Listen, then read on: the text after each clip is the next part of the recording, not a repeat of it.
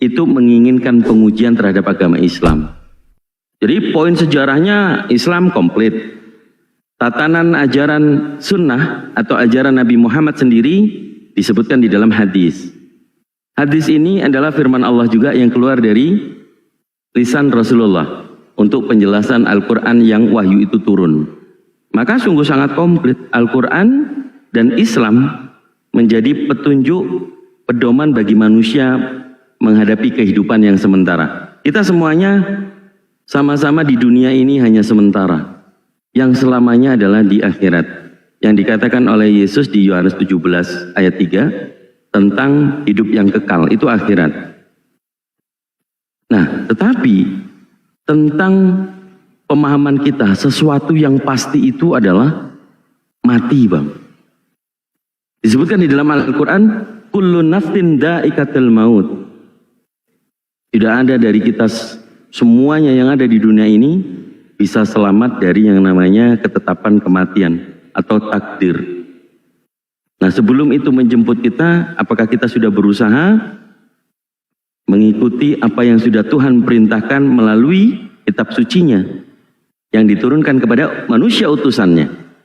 Kalau manusia utusannya di zaman waktu lalu ada Nabi Adam, kemudian ditutup dengan Nabi Muhammad. Maka kepercayaan tentang Nabi yang terakhir diutus ini untuk khafatal linnas, seluruh umat manusia. Kalau yang terbanyak Nabi itu diturunkan di Bani Israel, yang memang diutus untuk kaum Israel. Ditutup dengan Nabi Isa alaihissalam. Setelah itu Nabi Muhammad SAW diutus untuk semua manusia. Jadi saya mengajak untuk Pak Adrian merenungkan kalau memang sudah ada gambaran bagaimana sih menjadi orang Islam, silakan ditanya semuanya tentang Islam di sini supaya kami ada kesempatan berdakwah untuk memberitahukan kebenaran Islam. Wallahu ta'ala a'lamu bishawab. Silakan Pak Peta, mungkin Pak Handi, Pak Sugi, Bunda Rahma mau masuk. Monggo.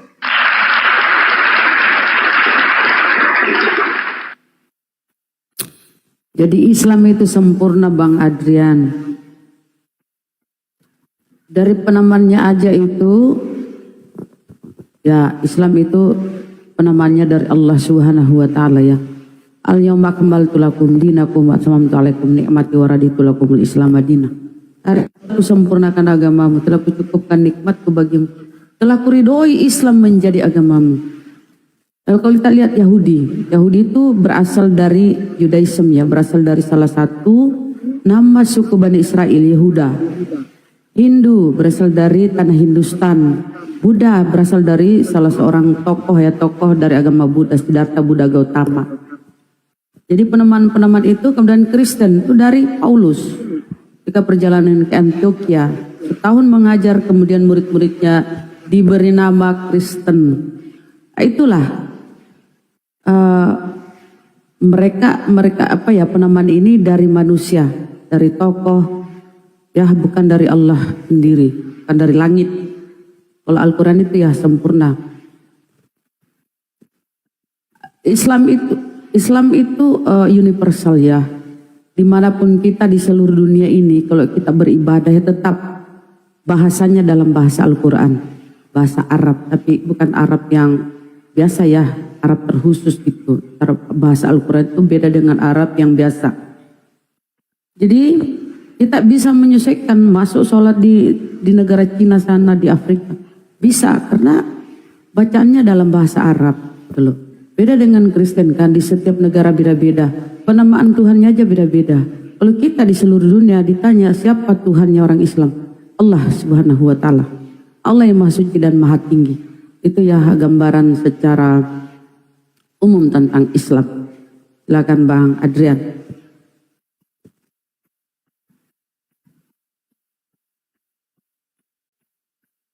Pak Adrian, masih takut sunat?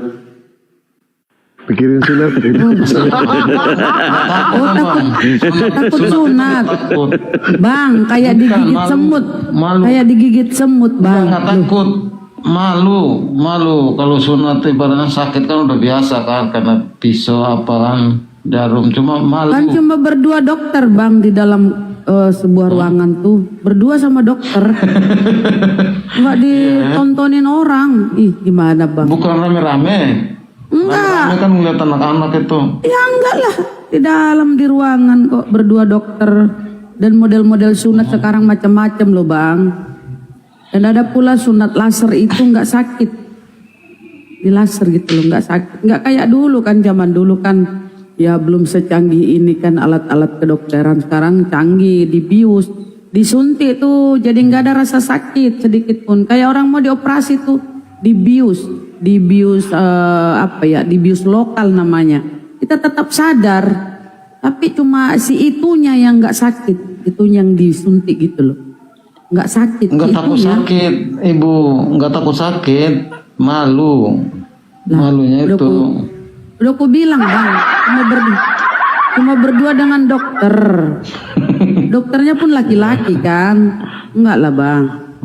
Tapi itu terserah keputusan Anda ya, saudara ya. Iya. Coba ntar kita. Dan gak akan dihabisi loh bang, jangan sampai pemikirannya sunat dihabisi. Enggak, cuma itu kulit-kulit ujungnya itu. Enggak dihabisi, enggak. Masa kalah sama Ruben Onsu ya sih? Ruben Onsu aja udah sunat ya.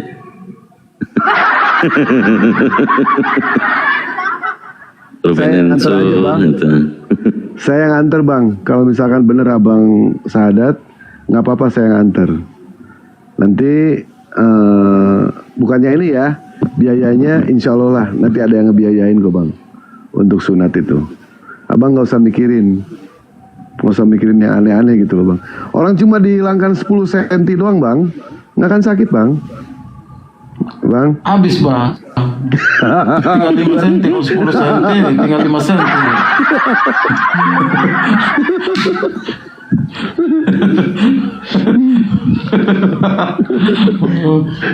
Enggak bener itu kalau 10 cm enggak bener lah itu.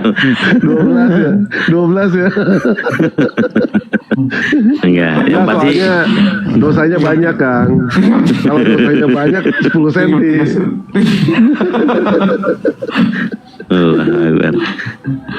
Bukan. Ya, kalau satu jengkal dipotong setengah ya habis bang, nggak bisa dong.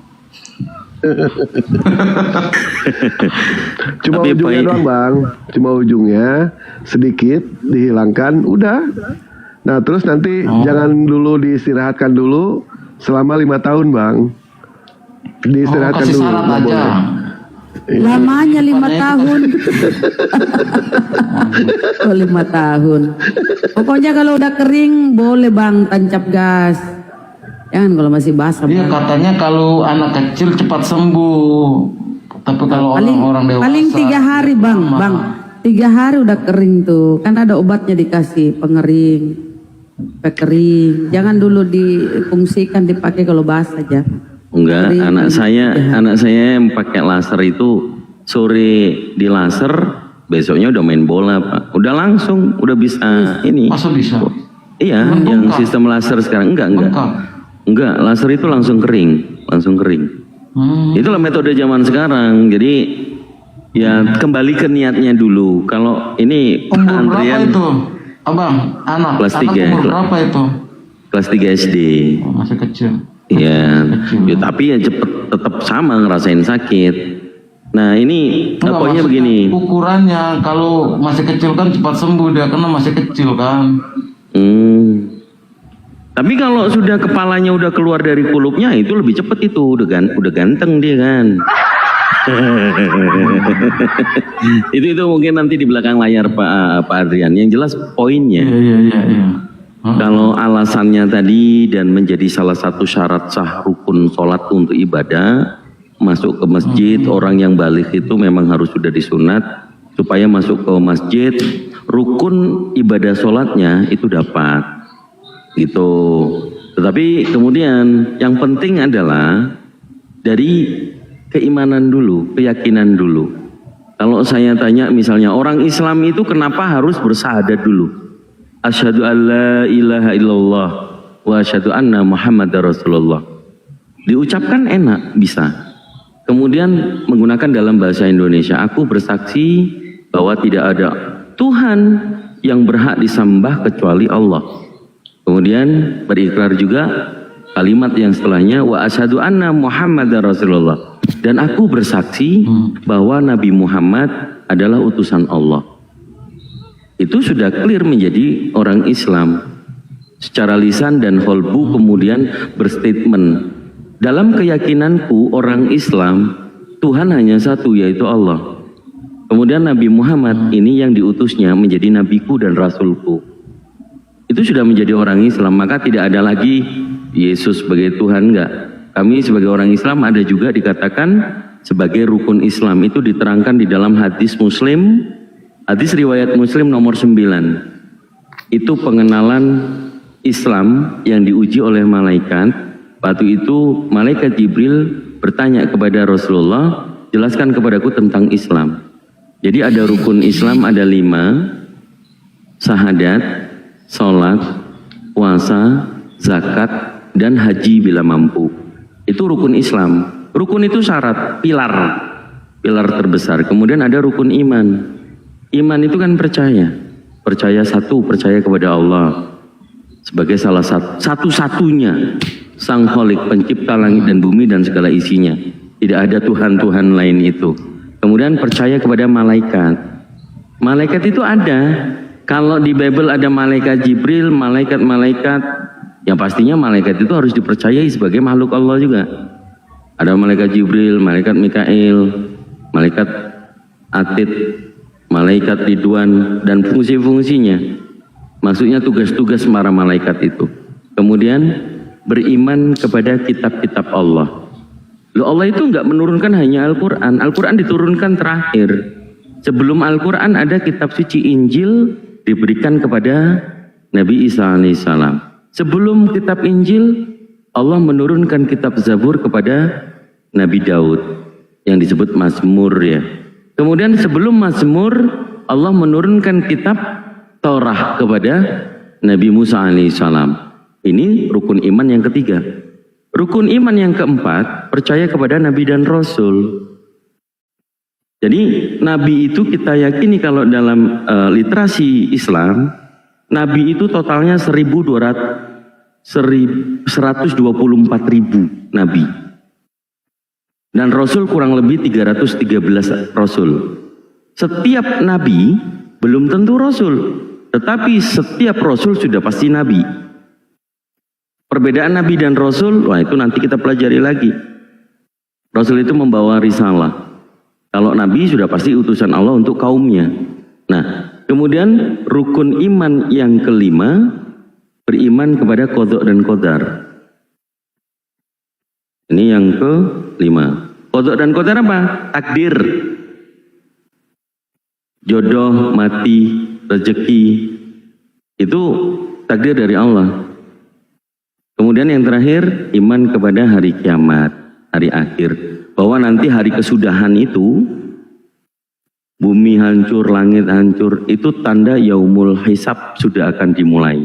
Jadi manusia-manusia yang sudah mati, sudah wafat sebelum kita, itu yang akan dibangkitkan, kemudian dihadapkan dikumpulkan di padang mahsyar untuk dimintain pertanggungjawaban selama hidup. Apakah amal perbuatan baiknya yang lebih banyak sudah pasti akan masuk surga. Kemudian kalau amal perbuatan jahatnya atau buruknya yang paling banyak, maka siap-siap untuk di neraka. Tapi kalau Muslim sudah memeluk agama Islam, semua orang Islam yang melakukan dosa pasti akan masuk neraka, tapi tidak kekal di dalamnya. Karena ada syafaat. Karena kita sudah memegang kunci surga itu. Asyhadu an la ilaha illallah wa asyhadu anna Muhammadar Rasulullah. Maka sebagai umat Nabi Muhammad akan mencari kita dan memberikan syafaatnya yang diizinkan dikehendaki oleh Allah untuk setelah dosa kita dihabiskan, dicuci di neraka, kita akan tetap masuk ke surga. Tapi bagi orang yang sudah Nabi Muhammad diutus kemudian tidak beriman, maka yang diikuti adalah iblis. Iblis itu penghuni neraka yang kekal. Maka akan selama-lamanya bersama iblis menjadi penghuni neraka. Begitu, bukan menakut-nakuti, tapi itu literasi yang ada di dalam keimanan, keyakinan dan pengetahuan kami di dalam Islam, saya mengajak hanya sebatas mengajak. Pak Adrian kalau berbicara tentang keagamaan silakan direnungkan. Kalaupun mau ingin login bisa kirim KTP, kita ikrarkan sesegera mungkin. Begitu dari saya, mungkin Pak Peta Lampu silakan. Pak Peta atau Pak Andi mau masuk? Pak Andi silakan. Atau Pak Adrian mau ditanggapin, silakan Pak. Kalau untuk tanggapin sih enggak Bang, udah jelas ya, menampung aja dulu sambil merenungkan. Ternyata seram juga Bang ya neraka itu. Apakah benar yang udah masuk neraka itu bisa kembali lagi ya Bang? Itu aja coba. Selama belum menjadi Islam, tidak bersahadat, tidak meyakini bahwa satu-satunya Tuhan Sang Khalik pencipta alam dunia dan isinya itu Allah, ya pasti kekal di neraka Bang. Sudah kekal. Makanya iblis itu kan sampai saat ini, bahkan setan itu memang ditugaskan untuk menjadi penghuni neraka manusia itu. Sudah diberitahukan kebenaran itu, tapi manusia namanya ya karena bebelnya atau tidak berpengetahuannya sehingga kekal di neraka yang ditemani sama iblis dan setan-setan itu. Jadi jawaban saya dengan pasti tidak akan. Karena peringatan itu sudah turun, namanya Nabi Muhammad SAW sebagai petunjuk buat kita semuanya yang diutus untuk seluruh manusia, termasuk saya dan Anda. Tetapi Anda saat ini masih belum mau menjadi umatnya gitu. Dari mana saya tahu tentang hal itu? Dari Al-Quran dan hadis. Itu Bang, memang serem sih. Kalau berbicara neraka, kami semuanya juga hanya ingin melakukan ibadah yang terbaik, menjadi orang yang beragama yang sesuai dengan petunjuk, yaitu menjalani perintah dan menjauhi larangannya. Setiap apa yang kita katakan itu juga nanti diminta pertanggungjawaban. Setiap sudah dilarang jangan makan babi, kami makan babi, itu tetap nanti akan juga dihisab. Dilarang mencuri, apakah manusia meskipun baik yang beragama apapun tidak mencuri? Kita tidak tahu. Namanya manusia, kena kebutuhan, diganggu sama setan, akhirnya apa? Mencuri harta kekayaan orang lain, kan gitu kan? Nah itu juga kembali ke free will, bagaimana kita beragama, apakah kita menjadi orang yang bertakwa atau kita hanya sebatas beragama. Oh ada Pak Budi Asali, Pak Budi silakan naik Pak Budi Asali, ini temannya guru saya nih, Pak Desuki, ada Pak Budi Asali di bawah. Kalau mau naik silakan Pak Budi. Saya udah pernah juga sama beliau. Oke, gimana Pak Adrian? Kalau memang saya sih nggak mau, ini perkataan yang ada di dalam Al-Quran bahwa neraka itu ada, surga itu juga ada. Kalau kita sebagai manusia yang berakal, pengennya masuk neraka apa masuk surga? Pengennya masuk surga. Kalau di dalam Islam masuk surga bagaimana? Hanya mengamini, meyakini, mengakui dan mempercayai bahwa tidak ada Tuhan selain Allah. Dan Allah itu mengutus Nabi Muhammad untuk kita semuanya.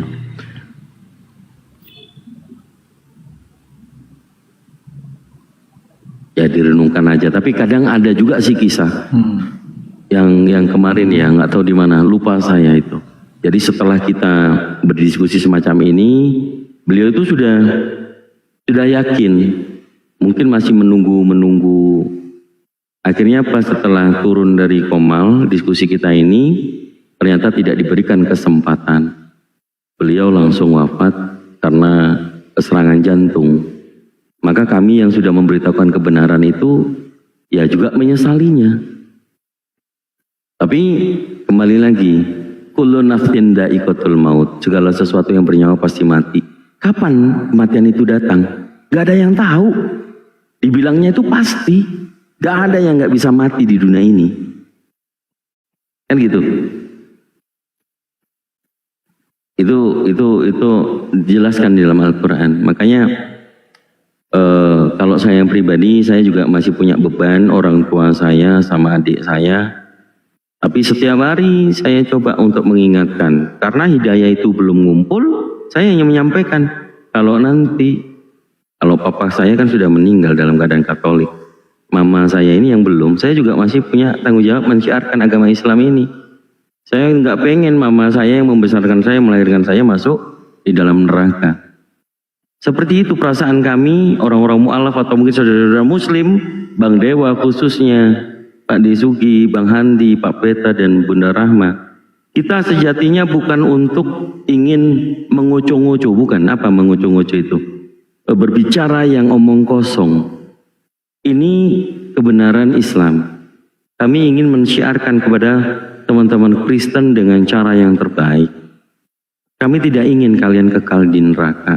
Tapi kalau memang di dalam Bible itu keselamatan itu nyata, apakah make sense kalau ternyata salah satu gospel itu adalah penyelidikan dan kemudian diputuskan sendiri membukukannya. Sudah jelas bahwa Bible bukan firman Tuhan secara langsung.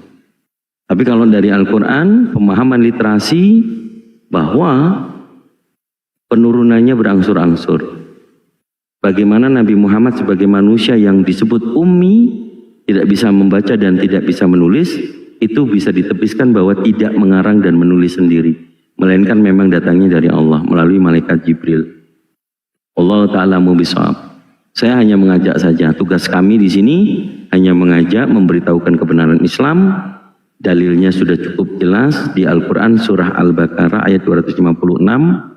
Kami ditutup dengan ayat la ikraha fid-din. Kemudian saya tadi menunjukkan bahwa segala sesuatu yang ada di langit dan di bumi itu berserah diri kepada Allah, baik dengan suka maupun terpaksa. Itu saja dari saya, Pak Adrian. Bukan bermaksud untuk membuat kemudian takut, memaksakan masuk Islam karena tidak diperbolehkan. Maka semuanya kita kembalikan kepada Bapak Adrian. Insya Allah kami mendoakan supaya Anda tidak kekal di dalam neraka, begitu Pak. Ya Bang Dewa mungkin, Bang Dewa udah mulai merinding-merinding ini. Lanjut. Siap. Tadi siapa yang pada saat berdiskusi terus beliau meninggal kena serangan jantung? Siapa tadi itu? Dewa baru mendengar ya. Siapa Kang Dito itu? Ada itu kalau nggak salah masih siapa sih? Saudaranya siapa sih itu? Sempat Tapi itu. dia benar niatnya berdiskusi ingin mencari kebenaran. Betul. Baik. Saya lupa namanya itu. Siap. Ada kisah Dewa ceritakan sedikit ya. Dan ini memang jantung ini luar biasa ya. Kalau misalkan orang terkena jantung itu serangan jantung mendadak gitu. Nah makanya dari itulah Dewa sendiri punya yang namanya penyakit jantung. Dewa pernah terserang jantung. Alhamdulillah Dewa serang balik itu Pak Adrian. Kalah itu jantung. Itu jantung pertahanan itu.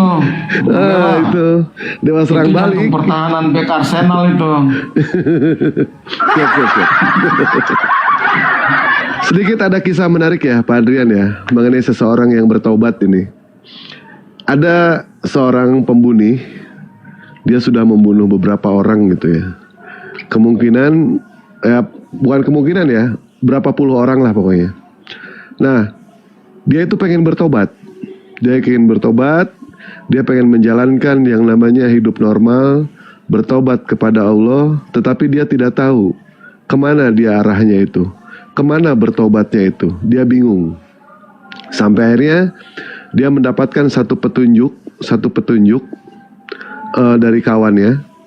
Kalau mau bertobat, datanglah ke masjid katanya, dengan niat ingin bertobat gitu. Kemudian dia pun datang ke masjid. Tetapi sayangnya ya, ini disayangkan banget. Sebelum dia itu melakukan pertobatan, tiba-tiba beliau mendapatkan serangan jantung dan beliau pun meninggal dunia. Padahal pertobatan itu niatnya sudah ada. Tetapi karena dia itu belum sempat, dia meninggal. Nah, disinilah terjadi yang namanya satu rebutan ya. Yang satu malaikat maut, malaikat mengatakan dia adalah ahli neraka, sementara malaikat satu mengatakan dia adalah ahli surga karena niatnya ingin bertobat. Ini rebutan. Nah, ketika berebut seperti itu, akhirnya datanglah suara Allah. Nah, kedua malaikat ini disuruh menghitung, disuruh mengukur antara tempat maksiat dengan masjid. Mana yang lebih dekat? Dan ternyata Pak Adrian ya, ternyata antara rumah maksiat dengan jarak dengan masjid, itu jaraknya itu lebih dekat dengan tempat maksiat. Allah mengatakan kepada kedua malaikat itu, ukur kata Allah, berapa panjang antara dia dengan ukur dia jarak dia dengan masjid sama jarak dia dengan tempat maksiat. Faktanya antara tempat maksiat dengan tempat masjid itu jaraknya ternyata lebih dekat dengan tempat maksiat. Allah sangat luar biasa, Allah maha kuasa, Allah maha tahu bahwa niat pemuda ini memang ingin bertobat. Allah geser itu, subhanallah, Allah geser itu. Sampai akhirnya ketika diukur ternyata lebih dekat ke masjid cuma 1 senti. Luar biasa, subhanallah. Itulah pengampunan Allah. Dan mudah-mudahan saja orang yang benar-benar kena serangan jantung itu, mudah-mudahan dia niatnya ingin bertobat. Tapi belum sempat. Wallahu a'lam bishawab. Kita serahkan itu kepada Allah. Ya, begitu. Itu kisah menarik juga ya. Ada di dalam hadis. Nah sekarang, tadi Abang mengatakan, apakah yang namanya di neraka itu kekal? Tentu kekal. Orang-orang yang tidak menuhankan kepada Allah, mengatakan menyekutukan Tuhan, jelas dia adalah tempatnya kekal di neraka. Ya, kita tahu yang namanya manusia bisa adil, tetapi manusia tidak bisa yang namanya maha adil. Mungkin tidak Pak Adrian, antara pembunuh berantai dengan pencuri permen, hukumannya sama atau beda? Pak Adrian? Beda. Beda. Begitulah hukum Allah juga. Ya. Kami umat muslim, apakah ada yang masuk neraka? Ada. Umat muslim ada yang masuk neraka. Tetapi kami itu tidak ada yang kekal di neraka. Berbeda dengan halnya orang kafir. Orang kafir itu sudah pasti kekal di neraka. Itu bedanya di situ. Ya. Paham nggak Pak Adrian? Paham, cuma Allah nggak ada penyayang ya Bang, ibaratnya dia siksa orang itu sampai baik. Selama-lamanya itu. Siap. Di zaman Nabi Musa alaihissalam, Nabi Musa pernah bercakap-cakap dengan Allah. Beliau mengatakan kepada Allah, ya Allah, bukankah engkau maha pengasih? Bukankah engkau maha pengampun? Kami ini adalah manusia ciptaanmu. Kenapa ada manusia yang harus dicampakkan ke dalam neraka? Allah tidak menjawab pertanyaan Musa, tetapi Allah memberikan satu bibit kepada Musa untuk menanam pohon itu. Nabi Musa pun heran di situ. Yang Nabi Musa tanyakan, kenapa Allah maha pengasih, maha pengampun, sampai akhirnya ada yang dilemparkan sama Allah ke neraka jahanam sampai kekal. Nabi Musa diberikan bibit, Allah memerintahkan kepada Nabi Musa, kau tanam bibit itu sampai tumbuh menjadi pohon, sampai berbuah. Akhirnya Nabi Musa pun memberikan Nabi Musa pun akhirnya menanam pohon itu. Setelah Nabi Musa menanam pohon itu, tumbuhlah yang namanya buah. Buahnya lebat, buahnya ranum. Kemudian Allah memerintahkan kepada Nabi Musa, ya Musa, kau ambil buahnya, kemudian kau bagi-bagikan kepada orang. Nah, setelah Nabi Musa mengambil buahnya dibagikanlah oleh Nabi Musa kepada orang-orang setempat, ya kan? Buah yang terbaik, buah yang terenak, sementara buah yang busuk itu jatuh dan dibiarkan dicampakkan. Kemudian Nabi Musa penasaran, ya Allah, bagaimana dengan pertanyaanku? Bukankah aku pernah mengatakan kepadamu, Engkau Maha Pengasih, Engkau Maha Pengampun, tetapi kenapa ada orang yang Allah lemparkan ke dalam neraka sampai kekal di neraka? Allah mengatakan kepada Nabi Musa, ya Musa, pada saat kamu mengambil buah itu, buah yang busuk, apakah engkau makan? Nabi Musa mengatakan, tidak ya Allah. Apakah engkau campakkan? Ya Allah, aku campakkan. Begitulah aku. Orang yang baik, aku akan masukkan ke dalam surga. Sementara orang yang berhati busuk, yang tidak pernah menuhankan kepadaku, aku lemparkan ke dalam neraka. Begitulah. Paham gak dari kisah ini? Paham. Nah, bukankah Allah mengatakan di dalam Al-Quran, hei Adrian, kalau kamu ingin masuk ke surga, jangan mengatakan Tuhan itu 3 dari 1, 1 dari 3. Hei Adrian, kalau kamu tidak mau kekal di neraka, akui Nabi Muhammad Rasulullah SAW dan Yesus adalah ciptaan, atau Nabi Isa adalah ciptaan yang kami muliakan, yang kami umat Muslim muliakan. Hei Adrian, kalau kamu ingin masuk ke surga, jangan pernah kamu mencuri, jangan pernah kamu berzina. Allah memberikan ujian kepada kita, Allah langsung memberikan jawabannya kepada kita. Ketika Bang Adrian nanti mati dalam kekafiran, Bang Adrian tidak pernah menuhankan kepada Allah, Bang Adrian tetap mengatakan Allah itu 3 dari 1, 1 dari 3. Jangan salahkan Allah ketika Allah lemparkan Bang Adrian ke dalam neraka jahanam. Kenapa? Mahadewa sudah memberitahukan, Kang Dito sudah memberitahukan, Bunda Rahma sudah menyampaikan, Pak Sugi sudah mengatakan kedatangan Rasulullah SAW. Apa salahnya Allah di situ? Apa salahnya? Bukankah pengajaran sudah datang? Bukankah Al-Quran sudah kami kabarkan? Di mana? Di siapa yang salah di situ? Maka dari itu, jangan salahkan Allah ketika ada orang ketika mereka mati dalam kebodohan. Jangan salahkan Allah ketika orang kafir dilemparkan sama Allah ke neraka jahanam. Kenapa? Pengajaran sudah datang, Al-Quran sudah datang, Nabi Muhammad sudah datang, tapi tidak mengimani. Siapa yang harus disalahkan di sini? Apakah Allah yang disalahkan? Tidak. Allah tidak disalahkan. Kenapa? Karena pengajaran Mahadewa, Kang Dito, Pak Desugi, Bang Handi, Pak Peta, Bunda Rahma, dan semua Ikhwan Pilah yang ada di bawah sudah memberitahukan kepada Pak Adrian. Masih mau menyalahkan Allah? Jangan pernah menyalahkan Allah. Ya, Allah itu betapa Ar-Rahman Ar-Rahim. Allah itu memberitahukan kepada kita, kita diuji di dunia, Allah langsung memberikan jawabannya. Mantap tidak? Mantap itu. Pak Adrian masuk sekolah, Pak Adrian ketika dites di sekolah, mau kenaikan kelas, apakah ujiannya dikasih tahu jawabannya? Tidak dikasih tahu jawabannya. Tetapi lihat Allah memberikan pengujian kepada kita, Allah langsung memberikan jawabannya. Bukankah Allah mengatakan di dalam Al-Quran, kalau kamu mengatakan Tuhan itu 1 dari 3, 3 dari 1, kalau kamu mengatakan kalau Tuhan itu beranak, ternyata Tuhan mengatakan dalam Al-Quran tidak beranak, dan Pak Adrian mengatakan Tuhan itu 3, Tuhan itu ternyata manusia. Jadi siapa yang harus disalahkan di sini? Pak Adrian salah sendiri di situ. Betul Pak Adrian? Salah sendiri di situ. Kenapa menuhankan manusia? Kenapa mengatakan Tuhan itu 1 dari 3, padahal Tuhan itu 1? Kenapa tidak mengakui kedatangan Rasulullah SAW sebagaimana di dalam surah At-Taubah dikatakan ayat 123 kalau tidak salah ya. Coba Kang Dito, lupa deh Pak. Surah At-Taubah ayat 123.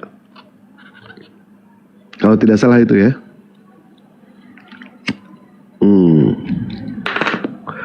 Mantap kan? Terus kalau misalkan ada umat muslim yang dilemparkan sama Allah ke neraka, dalam arti dia itu tidak kekal. Nah, contoh Pak Holik nih di bawah. Allah kan mengajarkan, hei Pak Holik, mau masuk ke surga? Jangan pernah yang namanya mencuri. Hei Pak Holik, mau masuk ke surga? Jangan ngintip orang mandi. Tiap hari ngintip orang mandi. Mau disalahin siapa? Mau disalahin Allah? Nggak bisa disalahin Allah. Betul tidak? Karena ngintip orang mandi itu ya harus ngajak dewa. Kalau ngajak dewa dosa juga sih.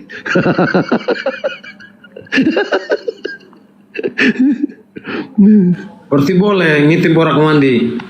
Boleh asal ajak dewa boleh. Oh. Ya.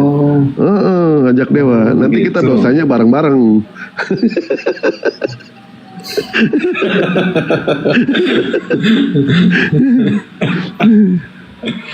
Ya janganlah, masa ngintip sih. Iya. Masa ngintip, iya makanya. Waduh. Iya. Kalau dewa kan main seruduk dewa mah. Nggak ada ngintip-ngintip. Seruduk langsung sama dewa. Dosa itu abang. Karena menginginkan punya Astagfirullahaladzim. orang dalam hati aja kan udah dosa. Udah berzina. Berzina. Nah, Iya, berzina hati udah. iya. Bukan berzina hati, nggak ada dikatakan hati di situ. Barang siapa yang menginginkan dia sudah berzina dalam hati. Berzina dalam hati. Dalam hati, bukan berzina hati, bukan. Tapi berzina dalam hati. Jadi abang itu sebelum nikah sama istri, abang sudah berzina duluan. Harus diakui itu. Betul tidak bang? Nah, kira-kira ajaran seperti itu bagus atau enggak? Kalau konsepnya sih bagus.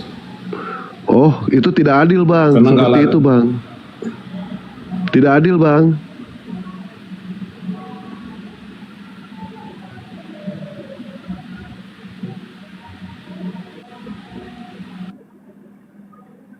Lanjut bang.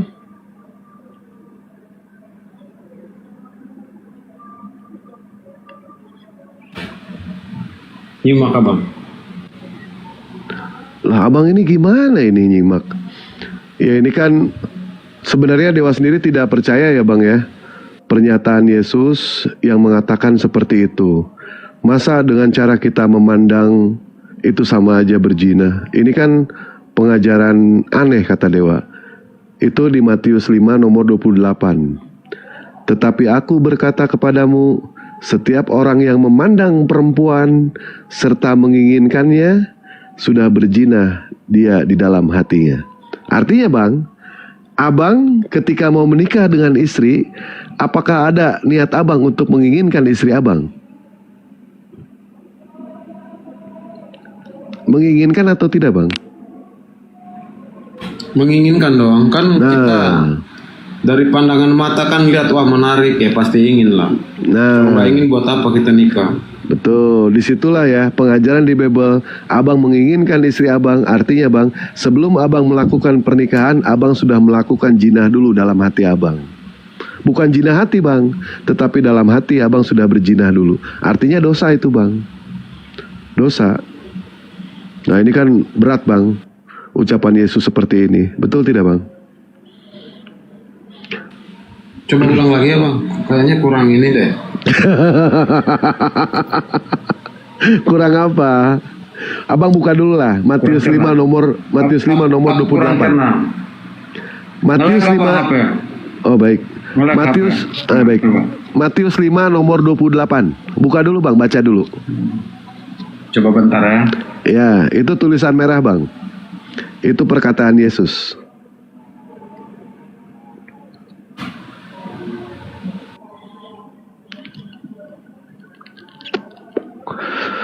Oh, Kang Dito, mau ngabarin Kang Dito. Kang, Oh iya siap. ini untuk Jumat Berkah jam 8 Dewa panitia ini lagi, Kang. Gimana kalau habis Jumat aja, Kang? Iya agak siangan aja kita atau sore juga boleh lah. Ya, boleh. Sudah Jumat boleh, sudah Jumatan sekitar jam 2-an deh ya. Soalnya jam 8 kan Dewa harus apa? Panitia kurban juga di sini ikut ya bantu-bantu lah ibaratnya. Bantu-bantu sekalian ngambil daging, ngumpetin daging gitu kan buat persediaan setahun. Ya. Siap. Tempatku lampu mati ini. Lanjut. Siap. Jadi Iwan Pilah untuk Jumat Berkahnya kita undur ya. Kita undur sekitar jam 1 atau jam 2 karena Dewa di sini harus bantu-bantu bantu-bantu untuk acara penyembelihan Idul ini ya. Idul Adha. Nanti insya Allah kita adakan itu kisaran jam 2-an lah ya. Ada soundcard 1, ada kaos 5. Soundcard 1, kaos 5. Sementara baju yang dari Cina itu ada 25 baju, tapi belum sampai ke Dewa. Belum sampai. Jadi kita bagikan yang ada aja ya. Soundcard 1 sama kaos 5. Kaos 5. Alhamdulillah ada tambahan dari hamba Allah. Ya, gimana Pak Adrian? Ayatnya lupa lagi tadi berapa itu? Buset, ini saking gak ketampung ini ya. Gimana ini? Matius 5 nomor 28.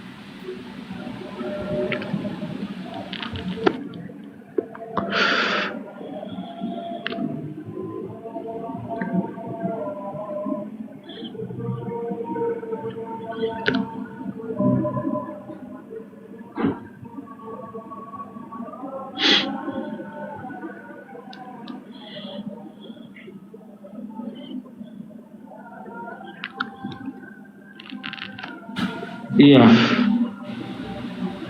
Merah semua memang hukum Taurat. Kok hukum Taurat sih? Itu perjanjian baru kali. Bukan Taurat itu. Itu perjanjian baru. Peringkop judulnya Abang. Nah sekarang ya, Abang Adrian pengikut Yesus atau bukan? Mengklaim pengikut Yesus, betul tidak? Nah, sekarang Yesus menikah atau tidak? Yesus banyak versi sih Abang ya, susah juga. Yang abang tahu aja. Universal, dia nggak nikah. Baik, Yesus tidak menikah. Sementara abang menikah atau tidak? Menikah. Kalau abang menikah, Yesus tidak menikah, abang ngikutin siapa itu menikah? Kawin. Perkembangan ya Bang, kalau nggak menikah kan bisa punah manusia Bang. Oh, enggak, yang saya tanyakan itu, abang menikah, kalau misalkan abang mengatakan punah, alhamdulillah bang, kami umat muslim menikah. Jadi seisi dunia nanti muslim semua bang, nggak ada Kristen. Abang di sini mengaku mengklaim sebagai pengikut Yesus. Sementara menurut kepercayaan dari orang Kristen, Yesus itu tidak menikah. Lantas abang menikah ikut ajaran siapa? Kan di Kejadian kan berkembang biaklah memenuhi bumi kan Abang. Ah, berarti bukan Yesus yang diikuti sama abang kalau seperti itu. Betul? Betul tidak? Betul tidak bang? Belum sempat dia. Belum sempat nikah. Terus pengajarannya nanti sempatnya kapan? Pada saat dia turun yang kedua kali. Begitu. Kan Yesus itu menikah dengan jemaat. Jemaat itu adalah pengantin Yesus Abang. Oh, termasuk abang sendiri ya. Wahyu 19 nomor 7 kalau tidak salah itu. Betul ya? Laki-laki dan perempuan nanti akan dinikahkan sama Yesus. Betul bang? Berarti abang menikah sama Yesus nanti? Tapi itu simbolis Abang, bukan nikah benaran sebagai pengantin laki-laki dan perempuan, bukan. Bang, yang namanya perkawinan anak domba itu adalah kawin bang. Tidak bisa diartikan sebagai simbolis bang. Itu jelas perkawinan bang.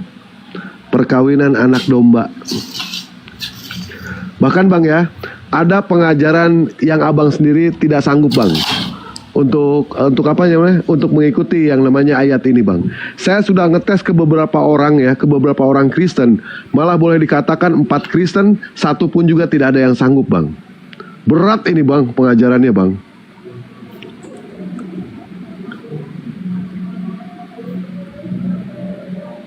Bang? Iya bang. Ya. Tapi kalau misalkan toh abang bisa sih ya, Dewa anggap Dewa kalah lah dalam diskusi. Kalau abang bisa menjalankan ayat ini, Coba. Dewa kalah diskusi. Dewa kalah diskusi ya. Baik, buka abang Matius 5 nomor 42 bang. Satu-satu kita ya. Soalnya ada beberapa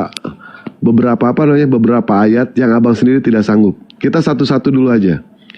Matius 5 nomor 42.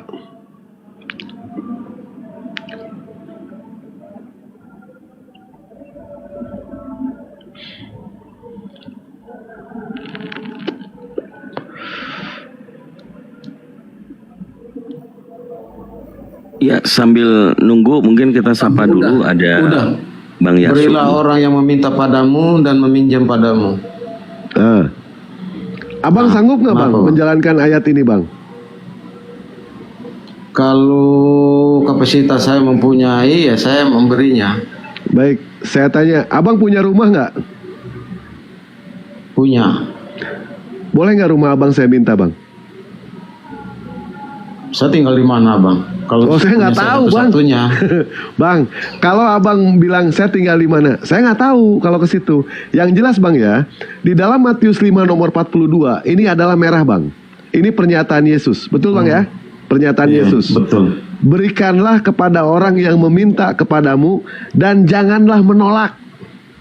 Ingat bang ya Dan orang yang kata-katanya. meminjam kepadamu. Dan orang yang meminjam kepadamu. Betul. Yang meminjam jangan menolak. Abang pun yang meminta pun jangan menolak. Tadi abang mengatakan kepada saya, kalau saya punya, saya akan kasih. Saya tanya ke abang punya rumah? Punya. Boleh nggak rumahnya saya boleh nggak rumahnya saya ambil bang, buat saya? Itu sama seperti lilin kita, Bang. Kita menerangin orang tapi kita sendiri lebur kan. Yang hancur seperti itu. Nah, Iya, sementara ayatnya iya. bunyinya apa bang? Berarti abang menolak. Betul bang? Enggak, Bang. Konsep bukan menolak, maksudnya konsep ayat itu dengan keadaan orang-orang pada saat itu, karena dalam penyampaian wahyu-wahyu mula-mula itu kan Yesus mempunyai kan nggak semua murid, artinya mereka membutuhkan juga dana, dalam arti dia memberitahu jika kau ibaratnya temanmu ada yang lapar, kita eksegesis sedikit lah. Boleh kan Abang?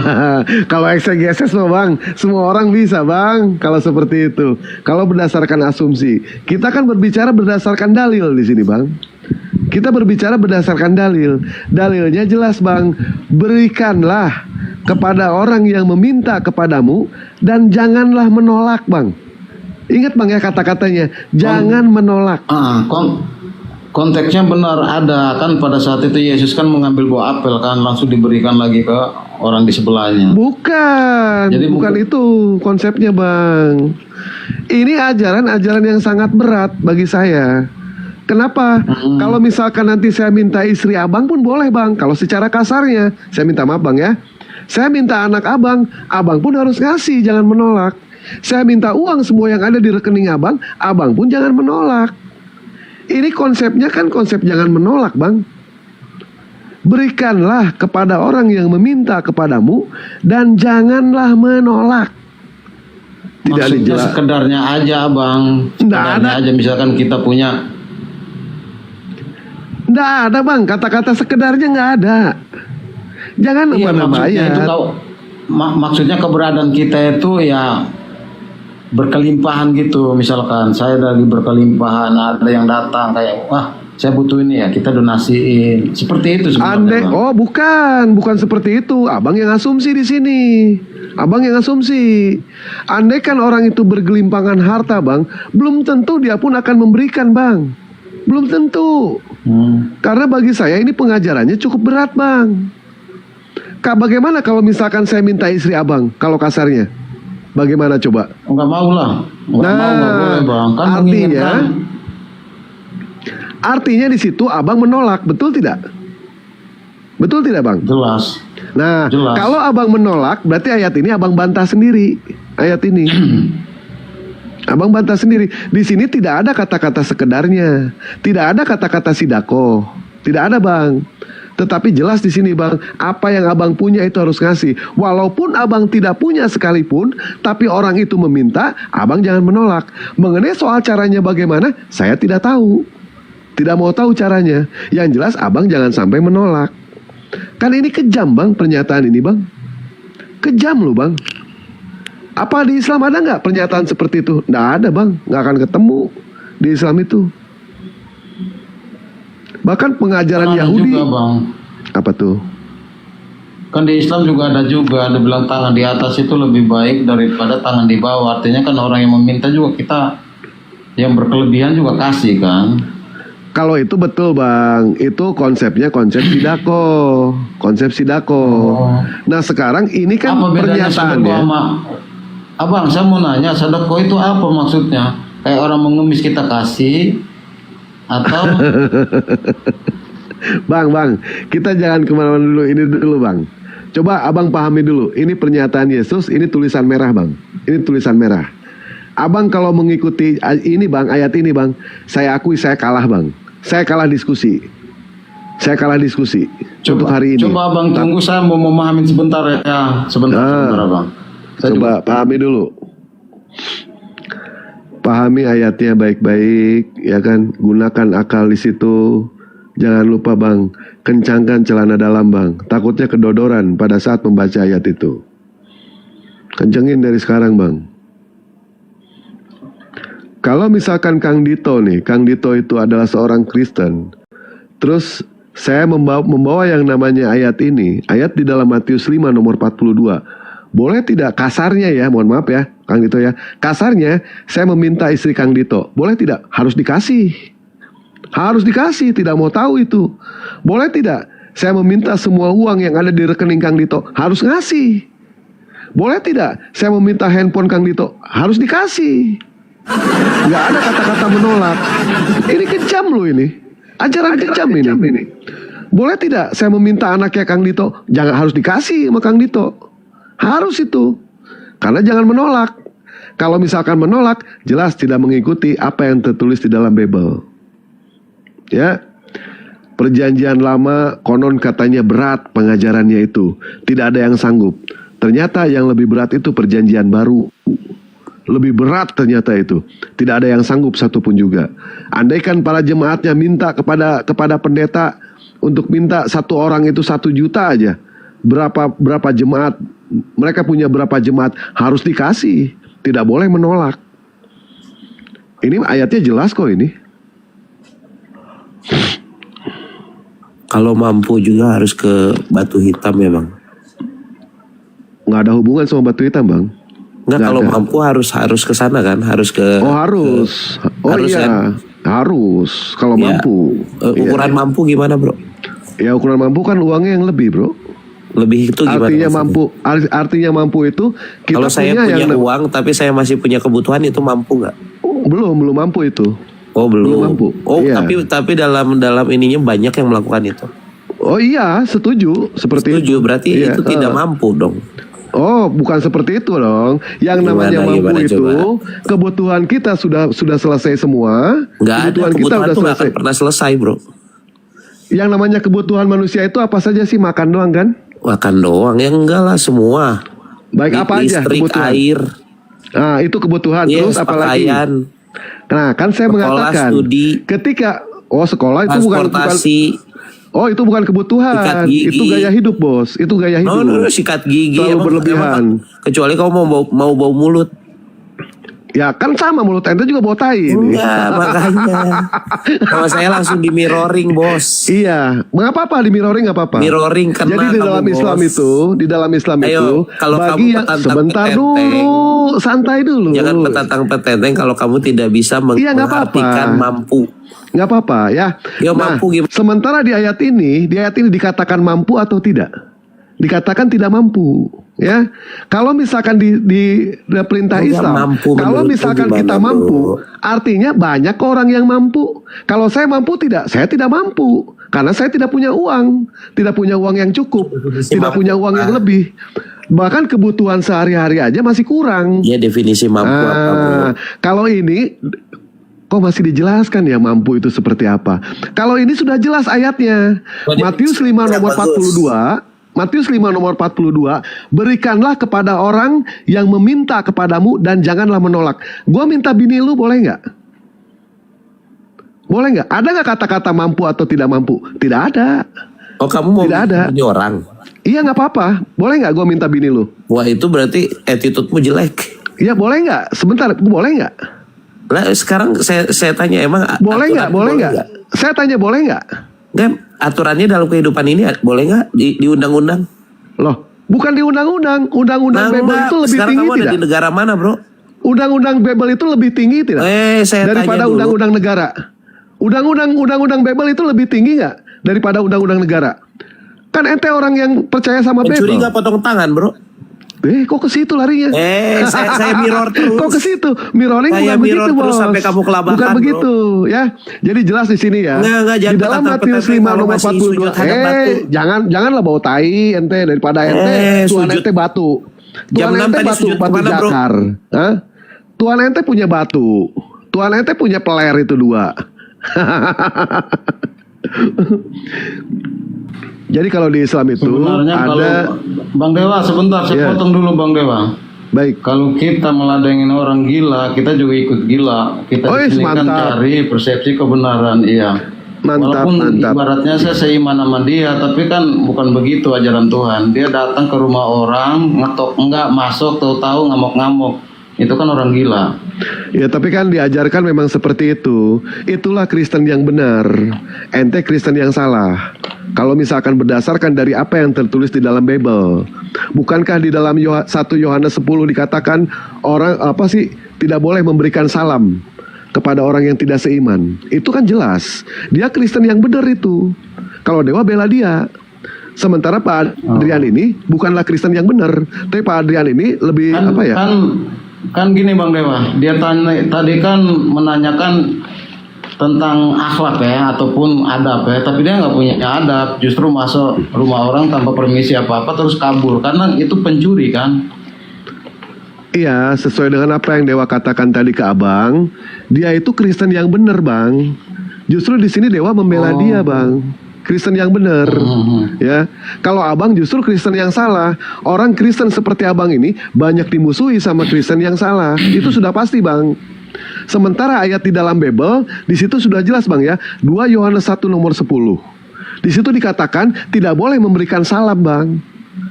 Tidak boleh memberikan salam. Dia benar itu. Itulah Kristen, Bang. Kasihilah musuhmu. Ternyata ketika mengatakan kasihilah musuhmu, itu kasihilah sesamamu. Artinya mereka hanya mengasihi sesama denom.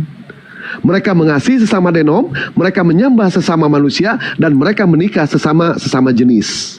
Itu makna dari yang namanya Karena saya kasihilah lihat sesamamu. orang tadi dia punya itu titik tuh, maksud saya itu lebih tinggi moralnya debt collector.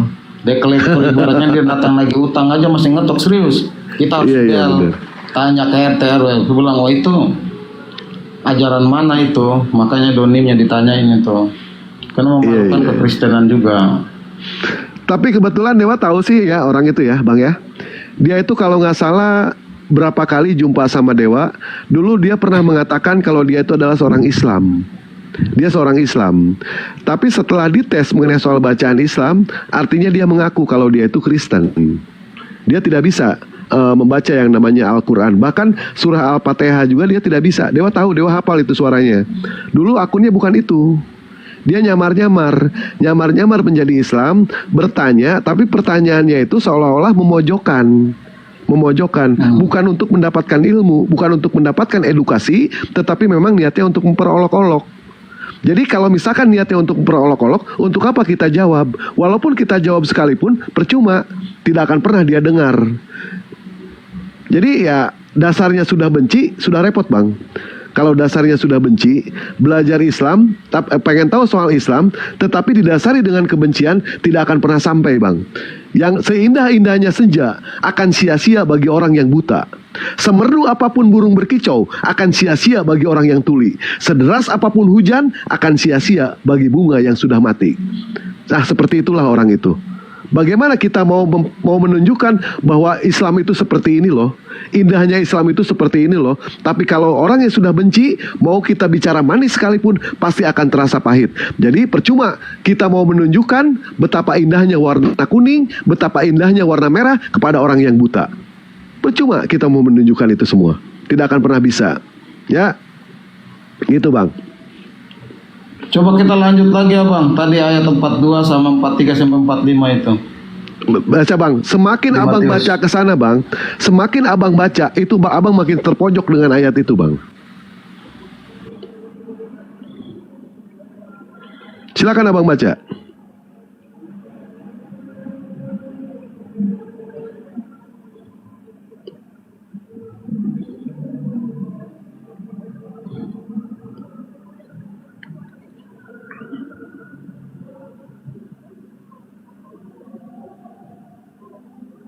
Kan di empatnya itu kan dibilang kasihilah musuhmu dan berdoalah untuk orang yang menganiayamu. Bang, abang baca 4:3-nya, bencilah musuhmu, bang. Bencilah musuhmu. Ya. Tetapi aku berkata kepadamu, kasihilah musuhmu dan berdoalah bagi mereka yang menganiaya kamu. Jadi bang ya, Bang Adrian,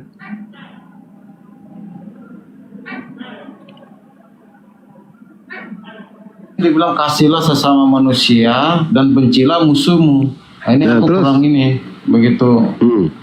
begitu yang konon paham, ya. kata ya baik, yang konon katanya ajaran kasih, tetapi ternyata diperintahkan untuk benci musuh. Betul bang ya? Benci musuh. Nah terus bang, yang luar Kasihilah biasanya sesama lagi, manusia. ya, tetapi aku berkata kepadamu, kasihilah musuhmu dan berdoalah bagi mereka yang menganiaya kamu. Menganiaya. Abang makin terpojok loh bang dengan ayat ini. Andaikan ada orang yang menganiaya abang, apakah abang diperintahkan untuk melawan dia? Ketika ada istri abang itu diperkaos, mohon maaf bang ya, anak abang itu dibunuh, abang dianiaya, abang itu diperintahkan untuk berdoa loh bang. Diperintahkan hanya enggak, untuk Bang. berdoa. Coba abang Kalau pahami ayat naluri itu. asli, kalau naluri asli saya spontanitas langsung harus melawan karena kita mempertahankan diri kan. Itu yang benar bang, itu yang menggunakan yang namanya akal.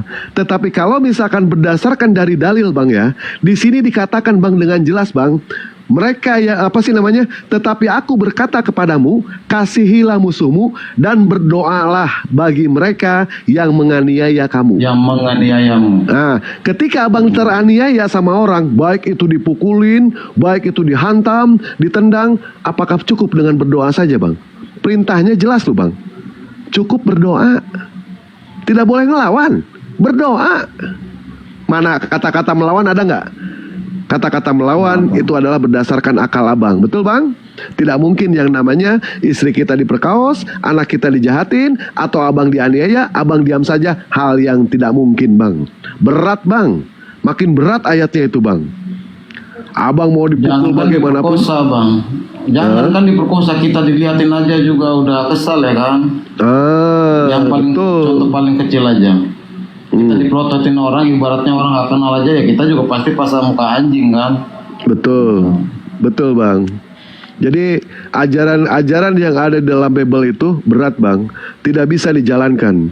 Bahkan Kristen mana yang bisa menjalankan ayat ini bang? Saya sudah berapa kali Iwan Pilah yang di bawah. Tadi ada abang nggak? bilang yang tadi abang bilang dia Kristen benar. Iya. Yang tadi masuk marah-marah. Betul, Apa Kristen alasan benar abang? itu. Karena di dalam 2 Alasan Yohanes abang 1, apa? baik, di dalam 2 Yohanes 1 nomor 10 bang, jikalau seorang datang kepadamu dan ia tidak membawa ajaran ini, janganlah kamu mengucapkan salam. Ini jelas loh bang. Dia tidak mengucapkan salam. Kristen tidak, Kristen bang. Memang caranya seperti ini. Kecuali kalau dia datang ke room dia sendiri, dia datang ke denom dia sendiri, dia datang ke roomnya Kristen, baru dia boleh mengucapkan salam. Tetapi kalau kepada umat muslim, jelas tidak boleh bang. Abang buka 2 Yohanes 1 nomor 10. Coba abang buka dulu. Di sini kita tidak menafsir ayat berdasarkan asumsi ya, tetapi faktanya memang di Bible ditulis seperti itu. Apakah ada yang namanya mengamalkan ayat ini? Dewa rasa itu tidak mungkin ya. Ketika ada tamu datang, tamu itu tahu beragama Islam, tidak boleh mengucapkan salam. Ini kan luar biasa ajaran seperti itu.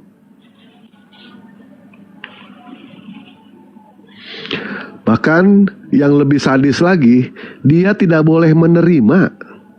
Tidak boleh menerima.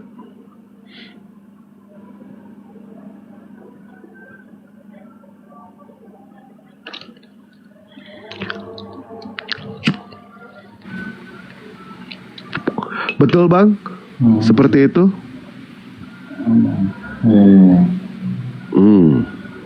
Nah di sini akal abang difungsikan. Tapi kalau orang-orang Kristen mendalilkan ini bang ya, ketika berdiskusi orang Kristen pasti berasumsi bang. Itu sudah pasti. Kenapa? Karena mereka sudah dirasuki yang namanya iblis, Bang. Kalau orang sudah dirasuki yang namanya iblis, pasti dia tidak akan pernah yang namanya menerima, tapi dia berusaha untuk defend, Bang.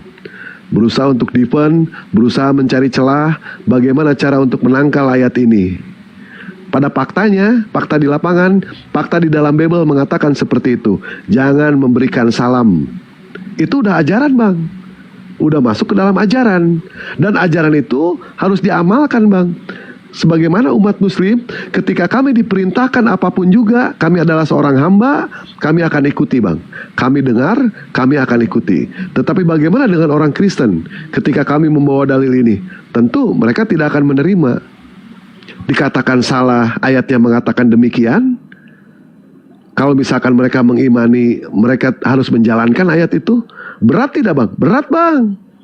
Berat itu. Bahkan orang yang seiman dengan abang tidak boleh abang menerima di rumahnya. Sebagaimana yang Dewa katakan, dia sudah dirasuki yang namanya iblis. Kalau orang sudah dirasuki sama iblis, mereka akan mempertahankan imannya dengan cara membabi buta, Bang. Bagaimanapun juga mereka berusaha asumsi, tetapi mereka tidak akan pernah punya celah, Bang, untuk membantah ayat ini.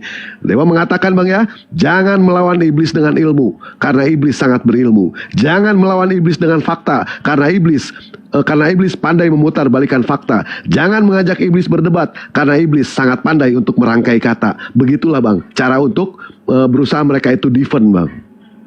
Ya. Kita sudah memperlihatkan fakta, tetapi mereka malah memutar balikan fakta. Ajaran mengatakan seperti itu. Sebagai orang yang berakal seperti abang, pasti abang mengakui, oh benar juga ayat ini ya.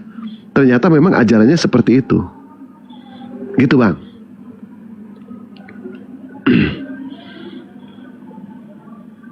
Abang Dewa dulu teologinya berapa tahun, Abang? Kurang lebih 60 tahun, Bang. Kurang lebih. Kurangnya banyak, Bang. Umur sekarang 80 tahun berarti ya. Iya, betul, Bang. Mana ada, Bang. Bible itu bahasa Indonesia. Mudah untuk dipahami, Bang. Mudah untuk dipahami Bible itu. Kita tidak perlu sekolah STT. Ya, tidak perlu. Kita cukup membaca Bible bahasa Indonesia. Mau ngapain kita harus sekolah lagi? Kecuali kalau Al-Quran. Al-Quran jelas kita harus sekolah, Bang. Kalau Al-Quran jelas kita harus belajar. Karena terlalu banyak ya cabang-cabang ilmu yang ada di dalam Al-Quran yang harus kita pelajari, Bang. Kalau Bible, untuk apa kita sekolah? Orang Bible sudah bahasa Indonesia, modalnya cuma bisa bahasa Indonesia, udah cukup, Bang. Kita bisa pelajari itu semua. Betul, Bang? Seperti itu? Quran susah, Bang, belajar hurufnya sama semua, bingung. Enggak, Bang, enggak ada yang susah, enggak ada yang bingung. Kalau kita benar niat pengen belajar, pasti bisa, Bang. Ya, semua orang punya yang namanya kemampuan, Bang. Orang itu bisa baca Quran, kenapa kita tidak bisa? Kita belajar, Bang. Semua orang punya yang namanya kemampuan untuk menerbangkan yang namanya helikopter ataupun jet tempur atau apapun juga, dengan catatan kita mau belajar, Bang. Semua pun prosesnya belajar. Belajar semua juga, Bang. Ya, nggak mungkin secara instan. Proses belajar. Maka kita diperintahkan untuk belajar, Bang. Begitu, Bang. Ya, karena kita tahu kan, Bang, ya, hidup itu adalah proses. Bahkan Allah pun mengajarkan kita itu berproses, Bang. Berproses. Semua berproses. Apa yang tidak berproses? Tidak ada satupun juga yang namanya gedung dibangun bertingkat tinggi hanya dengan satu malam. Tidak mungkin, Bang. Tidak mungkin kita mencangkul tanah, sekali cangkul langsung keluar air. Keluar air itu hal yang tidak mungkin. Ya, tidak mungkin orang itu jadi miliuner tapi modalnya cuma tidur, cuma mimpi. Itu hal yang tidak mungkin. Cara terbaik untuk membangun satu yang namanya mimpi, kita bangun dari tidur, Bang. Kita bangun dari tidur, kita berusaha, kita berdoa. Berusaha tanpa berdoa bisa dikatakan sombong, berdoa tanpa berusaha bisa dikatakan pesong. Tidak ada satupun juga orang yang sukses karena tidur. Hanya satu orang yang sukses karena tidur. Siapa dia? Lonte, Bang. Selain lonte tidak ada, Bang. Betul, Bang? Itu cuma perumpamaan aja bang. Aduh, Maksudnya artinya kalau Apa tuh?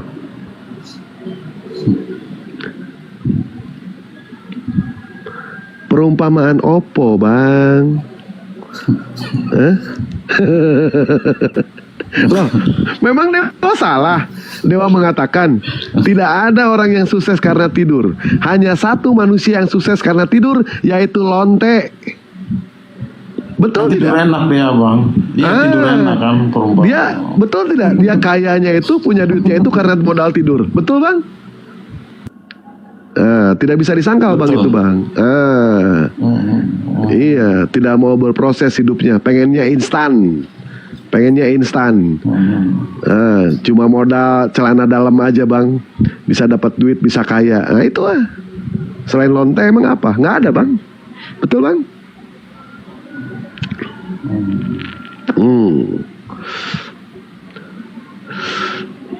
Apa merokok? Tidak bang, tidak ngerokok bang. Oh, kira Lagi apa ngisep. merokok? Tidak, lagi ngisep bang. Ngisep. Beda ngerokok sama ngisep bang. Iya.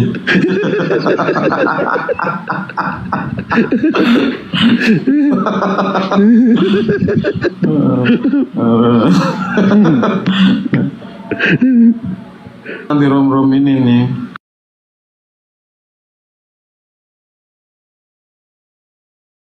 Tes Tuh. belajar. Ya. Kenapa? Sekedar lewat kan beberapa hari yang lalu, cuma pas dengar yang bang siapa tuh, bang Dalbo, enak tuh dia omongannya tuh. Terus bang satu lagi tuh, dokter apa itu, yang orang Malaysia itu, bagus. Terus tambah bang Dewa, ada lagi tuh bang Gorobak, itu bagus juga tuh. Penjelasannya tuh enak. Iya. Itu bisa mencernain enak-enak tuh. Jadi nggak harus pakai emosi tinggi papok kayak dia ngomongnya 1 jam ya kita nggak ada yang masuk sama sekali. Iya bang. Tapi abang juga bang ya, kalau misalkan kebanyakan bang ya, kepanjangan, abang juga nggak akan masuk bang, nggak akan masuk. Iya benar bang. Iya, ini abang sudah terlalu Tapi dikit-dikit- overload. Tapi dikit-dikit saya cerna bang, dikit-dikit saya cerna. Oh iya, jadi ibaratnya abang jelas itu memang otak saya ini saling berperang di dalam. Jadi ibaratnya saya nggak mengatakan itu kontradiksi, tapi di otak saya itu kontradiksi. Oh kok bisa begitu? Oh kenapa begini ya? Nah itu, jadi mengandaikan kok Tuhan, ibaratnya dia memutarbalikkan begini, nanti dia begini lagi, berarti kan nggak konsisten. Itu di otak saya bang, saya mengatakan bahwa apa yang abang sampaikan itu kontradiksi di saya enggak. Siap. Makanya panas dingin, keringatan ini. Oh gitu. Pakai baju atuh bang. Nanti masuk angin bang. Tapi yang penting Enak bang daripada keluar angin. Iya kalau masuk angin tuh enak bang. Kita menderita sendiri kan. Kalau keluar angin kasihan orang lain ikut menderita. tapi angin surga kayaknya abang ini. Angin surga ini. Kalau iya angin surga itu cuma sepoi-sepoi aja bang. Kalau kita duduk di pohon bidara ya. Iya. Angin sepoi-sepoi. Ada maling minta pistol. Aku kasih gagang botol. Karena dia kecilnya nggak pernah halus-halus botol lah bang. Jadi Iya, dia benar. pistol dikiranya botol iya. Siap.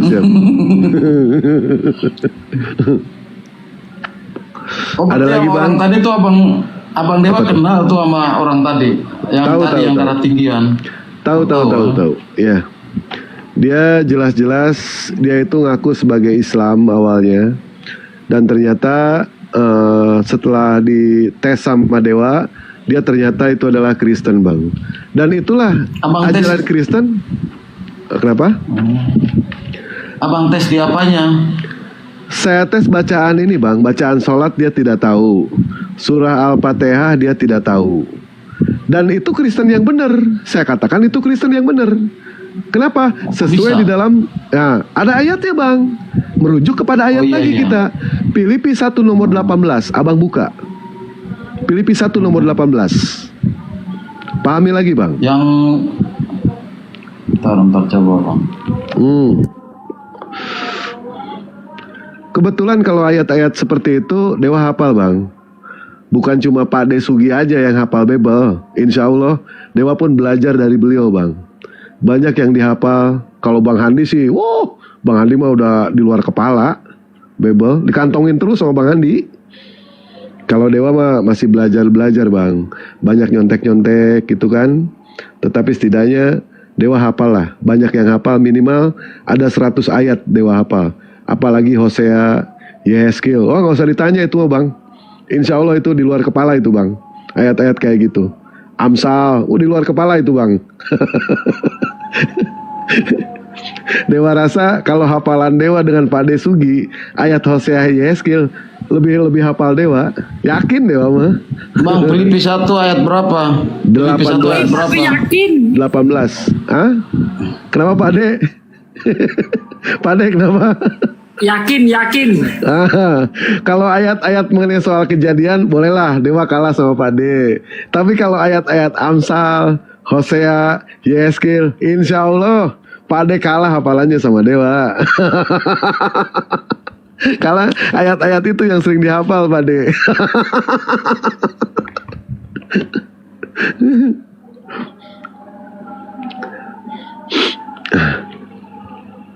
Sudah bang?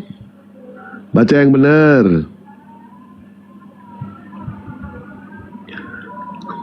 Ayat-ayat janda. Nah. Ya, udah. Walaupun diberita dengan pemberitaan walaupun dengan palsu tidak apa-apa. Betul. Intinya seperti itulah. Betul. Jadi dia itu nyamar-nyamar bang. Dialah yang dikatakan sebagai serigala berbulu kodok. Filipi 1 nomor 18. Tetapi tidak mengapa, sebab bagaimanapun juga Kristus diberitakan, baik dengan maksud palsu ataupun yang jujur, itu tidak ada hukumannya sama sekali bang. Karena itu pun disahkan sama Paulus bang. Paulus yang menghalalkan segalanya bang. Kalau dihalalkan segalanya, artinya tidak ada larangan sama sekali. Mau bagaimanapun juga. Jelas di situ bang ya? Ayatnya sudah jelas. Apakah Islam diperbolehkan seperti itu? Kami tidak diperbolehkan bang. Seperti itu. Islam agama berdalil. Bahkan ketika yang namanya seorang muslim ditanya sama orang Kristen, kami tidak tahu mengenai soal Al-Quran ataupun hadis, itu kami tidak boleh untuk menjawab bang. Karena kami tahu kapasitas kami itu sebagai apa. Tidak boleh melebihi daripada Al-Quran dan hadis. Kami tidak boleh. Tapi kalau Kristen bebas. Mau bagaimanapun juga bebas. Dalilnya lengkap semua ada di dalam Bible itu sendiri bang. Silakan abang pelajari. Filipi 1 nomor 18. Terus di dalam Roma 3 nomor 7. Tetapi jika kebenaran Allah oleh dustaku semakin melimpah bagi kemuliaannya, mengapa aku masih dihakimi lagi sebagai orang yang berdosa? Jelas di situ bang. Dalilnya ada. Betul bang? Jadi yang namanya menyampaikan kebenaran itu bang, tidak boleh itu disampaikan dengan cara bohong-bohong. Karena itu diperbolehkan sama Paulus bang. Paulus yang menghalalkan itu semua di dalam 1 Korintus 6 nomor 12. Segala sesuatu halal bagiku. Apapun halal bang. Tidak ada sama sekali larangannya. Hantam terus. Padahal dengan jelas larangan dari Tuhan mengatakan jangan gini, Oten malah menyimpang.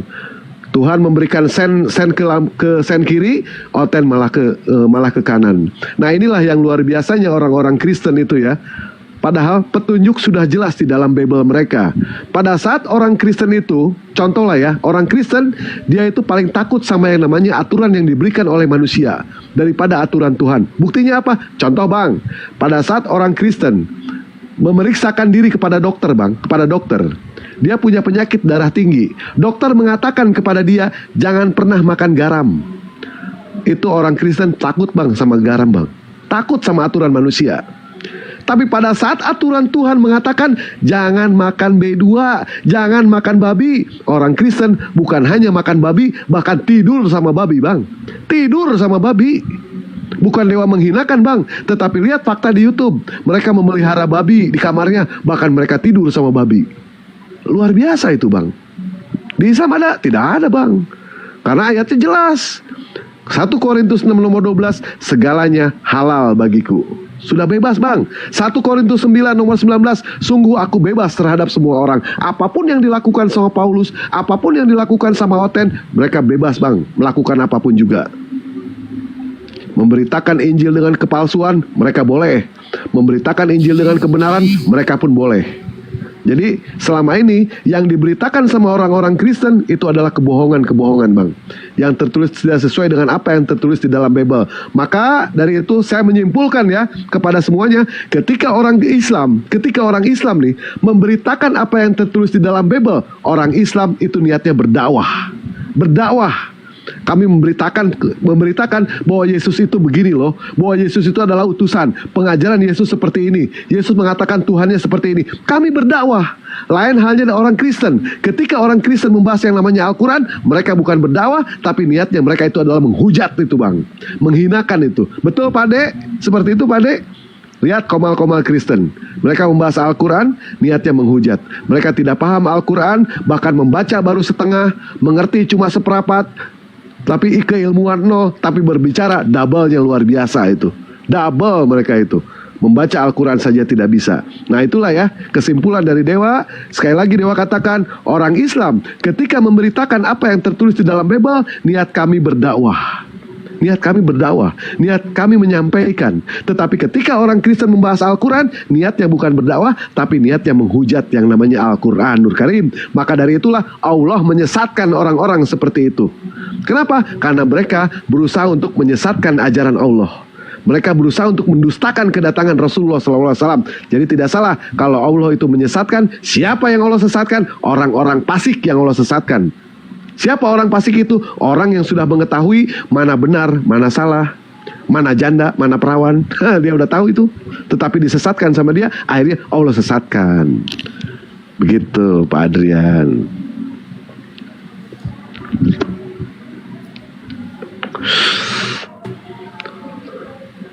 Waduh. Nggak ketampung ya? Yang keren itu.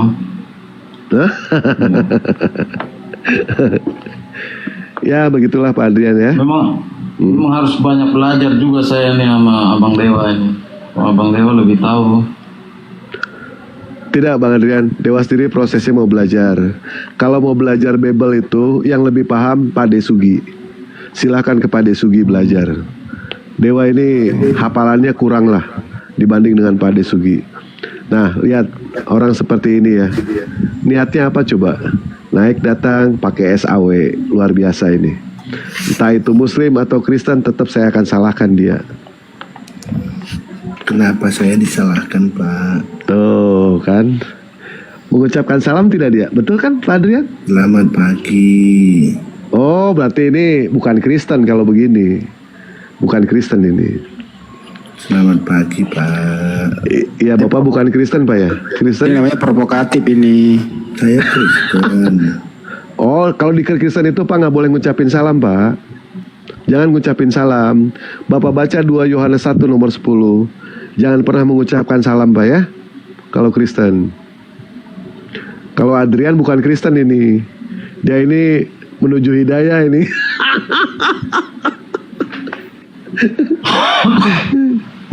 Batuk. Aduh batuk. Komik Pak. Komik dulu. Nah, lihat botaknya saya. Adrian, kamu di Cakung? Lihat, ya. Cakung Ya. mana? Cakung sebelah mana?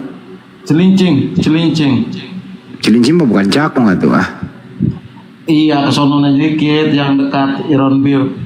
Karena Merunda. Enggak, kalau Merunda kan kalau kita dari sono kan ke kiri Abang. Saya masih lurus dekat Iron Bir. Oh ya udahlah. Jadi rencana ke depannya mau ngapain nih? Masih seperti ini atau bagaimana?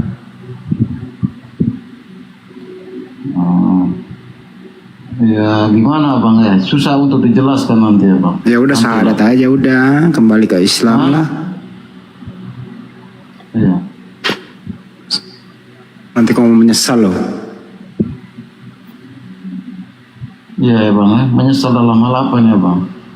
Ada Wak. Wak minta KTP-nya aja Wak.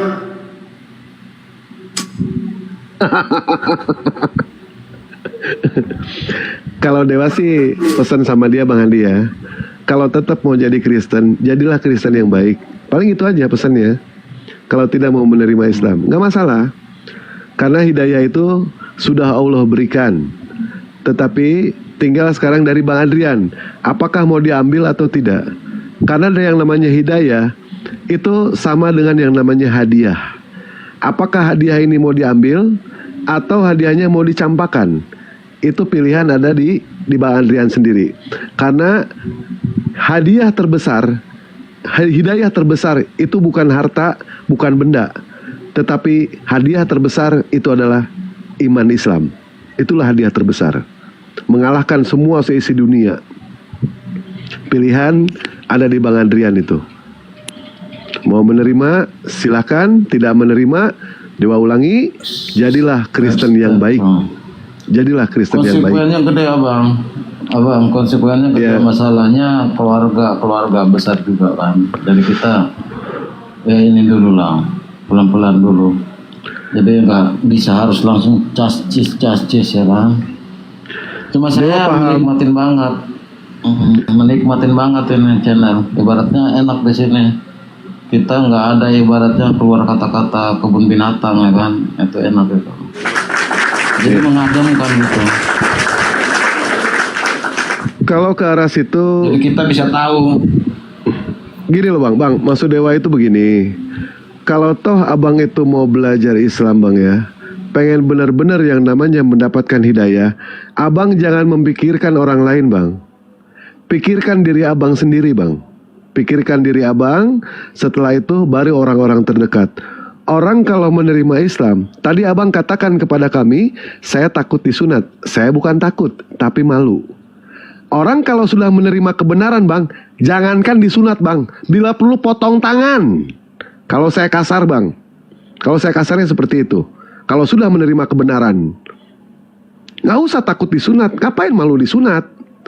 Ya, abang buka celana depan istri aja abang nggak malu. Ngapain abang harus malu? Gimana abang ini? Terus tadi bicara mengenai soal keluarga. Jangan pikirkan keluarga bang. Kita lebih baik berada di keputusan sendiri bang, daripada kita disetir sama orang lain. Kita lebih baik independen bang, daripada kita itu under pressure. Gitu bang. Mana sih Wak underpass lu bawa segala?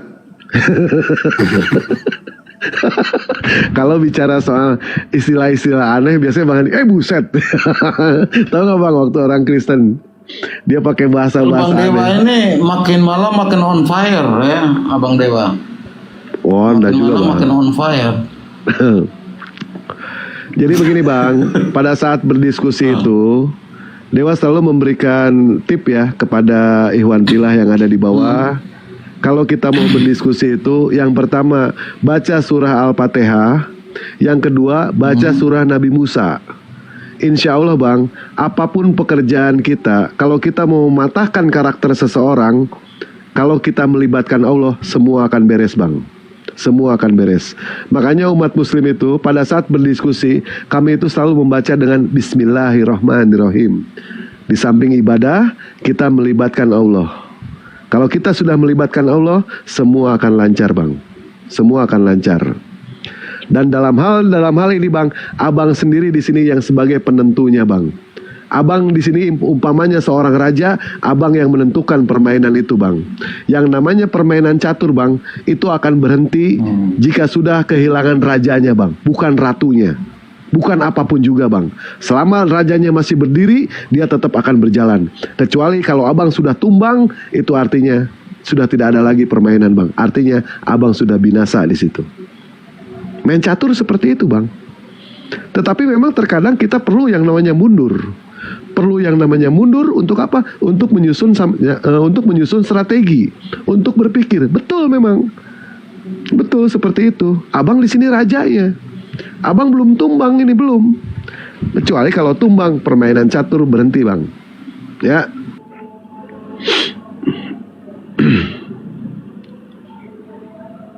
Tapi ini satu pelajaran juga buat perbandingan ya.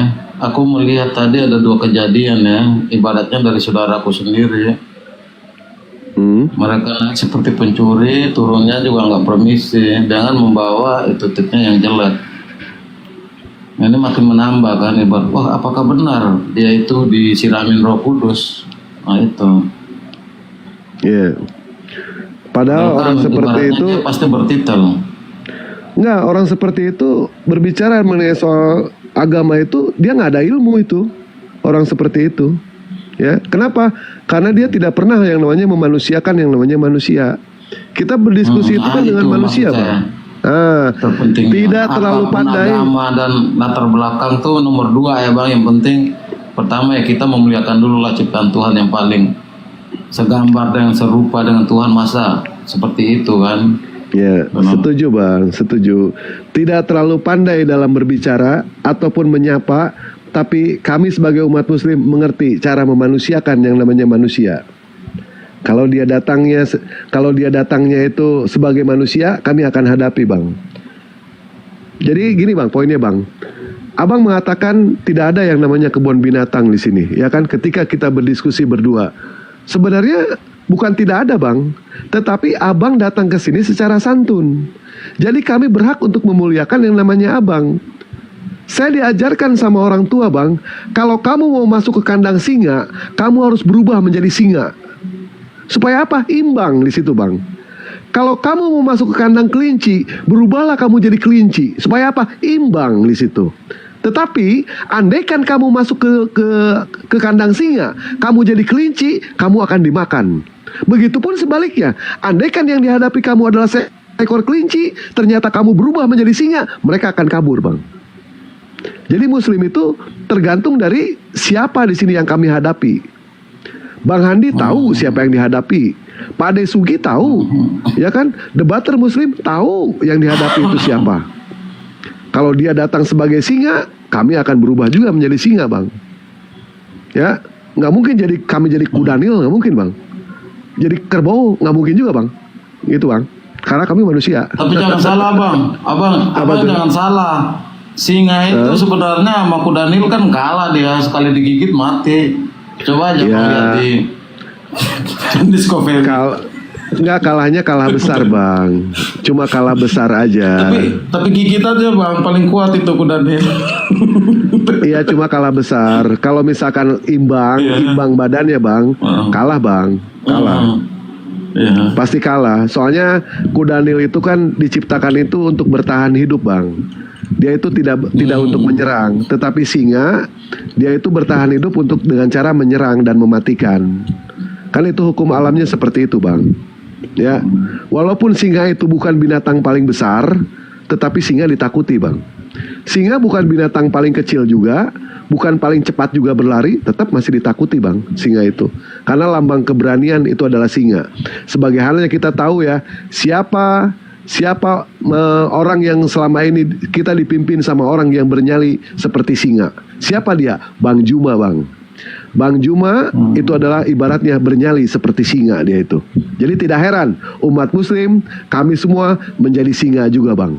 Ya, tetapi andaikan yang memimpin itu adalah seekor anjing, ini bahaya, Bang. Bahaya. Ibaratnya begini loh, Bang.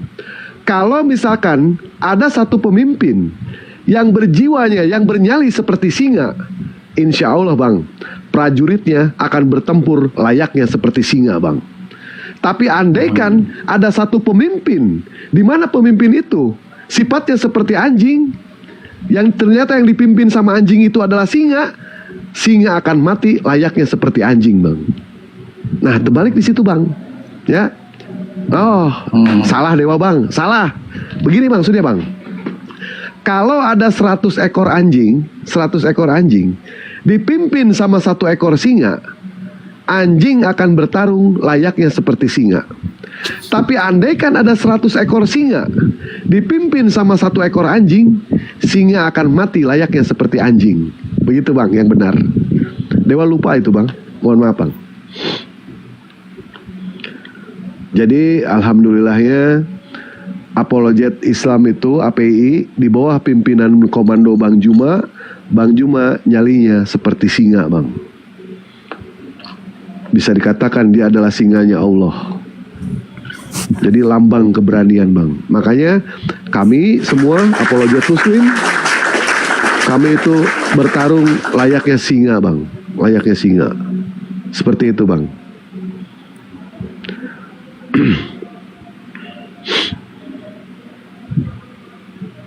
Ada Udah lagi lama bang? abang ya berdiri ya. Maksudnya udah lama ya abang. Oh tiap Bergelut malam di berdiri.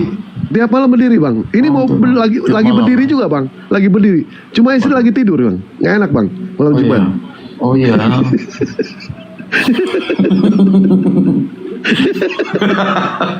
Iya. Tapi di sini yang nonton hampir 1000 ya. Sementara ini malam Jumat. Dewa doain istrinya semua lagi pada Amin. dapat, lagi pada dapat semuanya. Makanya mereka nonton semua ini.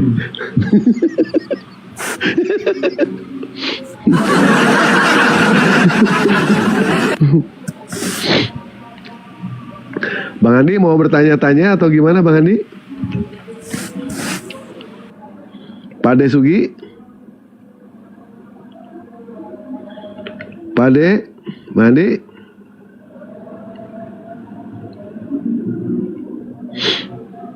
Wah sepertinya udah pada tidur Pak Adrian. Ya. Dari sini, dari hasil diskusi kita ini, Pak Adrian harus bisa yang namanya mengambil satu keputusan ya. Berdiri di atas keputusan sendiri itu lebih baik bang daripada berjalan di dalam setiran orang lain. Dalam mencari yang namanya kebenaran itu bang, jangan pernah abang pedulikan kepada yang lain bang. Yang penting abang dulu aja sendiri. Ya bang ya, nggak usah dipikirkan yang lain. Karena abang selamat itu karena usaha abang sendiri bang, bukan karena usaha orang lain. Bukan karena usaha istri abang juga, bukan karena usaha mertua juga, tidak bang. Hanya sendiri semua juga bang. Ya bang. Memang harus dikasih tahu pelan-pelan abang untuk keluarga ini kan kita nggak Kalau langsung misalkan spontan gitu. Ya, kalau misalkan istri nanti mungkin ya terjadi yang namanya apa tuh perselisihan dengan istri, ya itu abang sendiri ya yang menentukan itu semua. Karena Allah Subhanahu wa Ta'ala itu menciptakan kita itu memiliki yang namanya hati dan memiliki yang namanya kaki. Paham nggak bang maknanya bang? Nah, ketika hati itu tersakiti bang, kaki siap melangkah untuk pergi bang. Itu bang. Dewa sih bukan menyarankan yang tidak-tidak gitu ya. Tetapi memang faktanya seperti itu. Antara hati dan kaki. Hati sudah tersakiti, kaki siap melangkah untuk pergi. Untuk apa kita juga mempertahankan kepada orang yang sudah tidak menghargai. Betul bang ya? Seperti itu. Siapa bang? Ya. Nanti ada tema yang tepat mungkin saya pasti DM abang. Siap. Bukan ke dewa saja bang. Tanya ke semuanya aja. Ya. Abang naik bukan hanya ke dewa saja. Dewa ini orang yang tidak berilmu bang. Coba tanyakan kepada orang yang lebih-lebih daripada dewa. Di sini ada para apologet yang lebih hebat daripada dewa. Kang Dito, Pak De Sugi, Bang Handi, Bunda Rahma, semua hebat. Petalompu, semua hebat bang di sini bang. Ya, dewa ini cuma remahan doang bang. Cuma remahan. Nggak seperti mereka. Wah, kalau Pak De Sugi mah udah go internasional, udah kemana-mana. Sama kayak Bang Handi, kemarin ke Perancis, ke Arab. Kan Bang Handi sempat lama di Perancis itu bang. Ini Bang Handi Ngapain abang? di Perancis Ngapain? lama dia, kurang lebih 5 menit, 5 menit ya Bang Handi ya. Lama juga dia ini. Perapatan Ciamis. 5 menit. Cuma 5 menit. numpang kencing doang.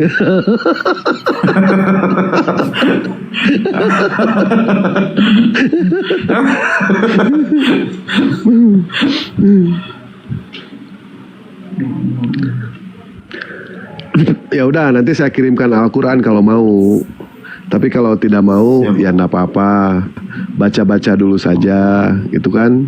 Ada nggak pertentangan di dalam Al-Quran? Satu aja pertentangan. Tapi kalau di dalam Bible, buset. Dewa bisa menjelaskan itu secara rinci. Ayat tawuran dengan ayat yang lain. Yang membuat buat orang itu pusing. Makanya tadi Dewa mengatakan ya kepada Bang Andrian ya. Andaikan Ratu Pantai Selatan, Nyi Roro Kidul, beragama Kristen bang, debat sama dewa, dia pasti pindah bang ke Pantai Utara. Saking pusingnya itu bang.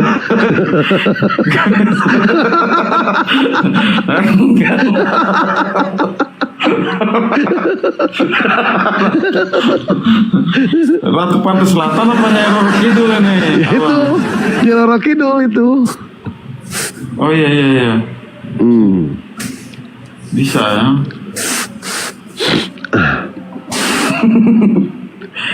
Ketawa lagi gimana ini teh? Pindah. Enggak, takutnya pindah alam itu. Tapi memang ada Ratu Pantai Selatan itu di Bible kan? Iya, yang menghakimi. Yang menghakimi itu 12 suku dari ini Israel. Oh, Ratu Pantai Selatan juga menghakimi bang. Oh, itu tertulis di Bible kok bang? Iya, ada di Bible. Kok abang tidak pernah baca Bible bang? Abang tidak percaya? Bukan nggak pernah baca bang. Kan kita ibaratnya ya sekedar tahu itu aja sih, karena memang basic kita nggak ada teologi sama sekali ya bang. Iya. Coba abang buka Lukas 11 nomor 31 bang. Abang buka Lukas 11 nomor 31. Lukas. Alhamdulillah. Rokok habis. Semua habis. Aduh, habis semua ini Bang Andi.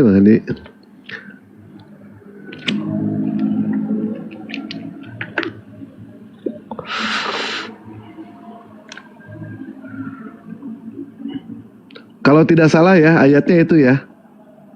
Kalau tidak salah. Betul. Itu ya.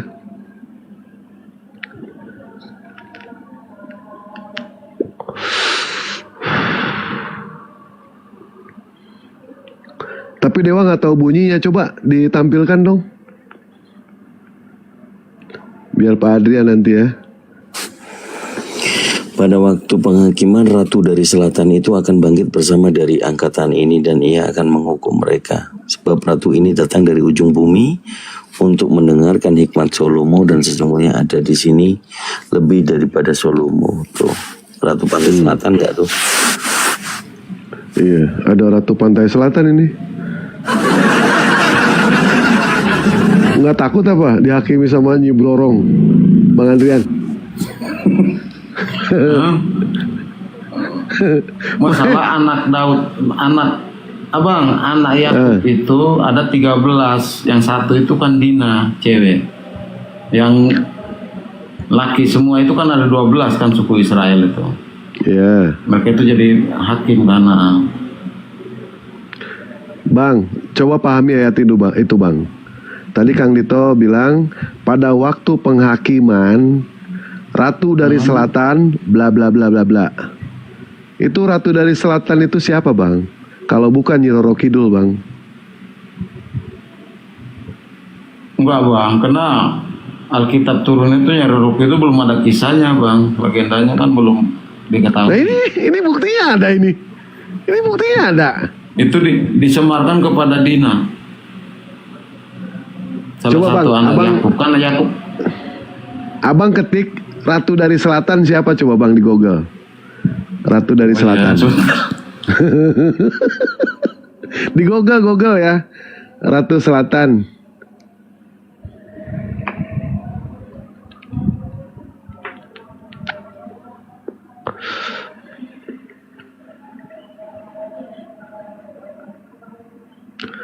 Kalau bagian Arab itu bagian selatan bukan Kang Dito? Arab. Salomo. Selatan bukan? Kurang tahu aku. Kalau barat kan jelas itu Eropa. Kalau di Google-nya bilangnya hanya Roro Kidul. Nah itu. Ratu Selatan. Iya itu. Masa sih bang? Bang. Masa Dewa bohong gimana sih? Kalau barat itu kan Eropa. Barat Eropa. Oh ya, timur. Salomo itu timur. Betul timur. Selatan mana? Timur. Selatan Nyi Roro Kidul. Gimana sih? Selatan.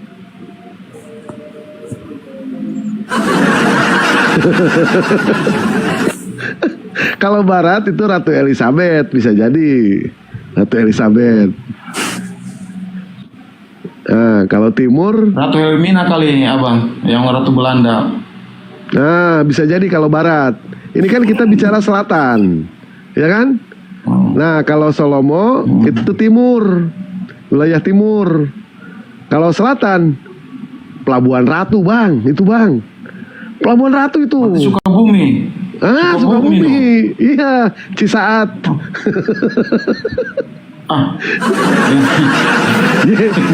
Gimana abang ini? Enggak, bukan begitu abang penafsirannya. Coba abang baca dulu satu peringkop, jangan satu ayat coba. Aduh bang, kalau satu perikop Dewa nggak tahu bang, nggak tahu Dewa. Iya. Bagaimana bang gini loh bang? Bagaimana abang mau memahami yang namanya satu perikop, sementara satu ayat aja abang tidak paham? Kan poin inti yang kita bicarakan di sini adalah Ratu Pantai Selatan, Ratu dari Selatan. Tetap aja ayat itu nggak akan hilang bang. Mau abang baca satu perikop dari Kejadian sampai Wahyu, tetap yang namanya Ratu dari Selatan itu nggak akan hilang bang.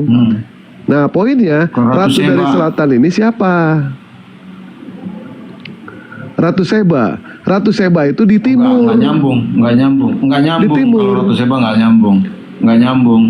Karena dia bukan keturunan daripada Israel kan, Yakub kan. Enggak, kalau misalkan kita merujuk ke Babelnya itu memang Ratu Seba. Ratu Seba itu. Jadi yang menghakimi itu Ratu Seba. Tetapi kan wilayahnya itu wilayah timur. Sedangkan ini yang kita bicarakan wilayahnya wilayah selatan. Paham tidak bang? Nah, timur bolehlah kalau dikatakan Ratu Seba. Tapi kalau Ratu dari Selatan, yaitu Nyi Roro Kidul bang. Nggak ada lagi Ratu dari Selatan. Nyi Roro Kidul. Itu bang.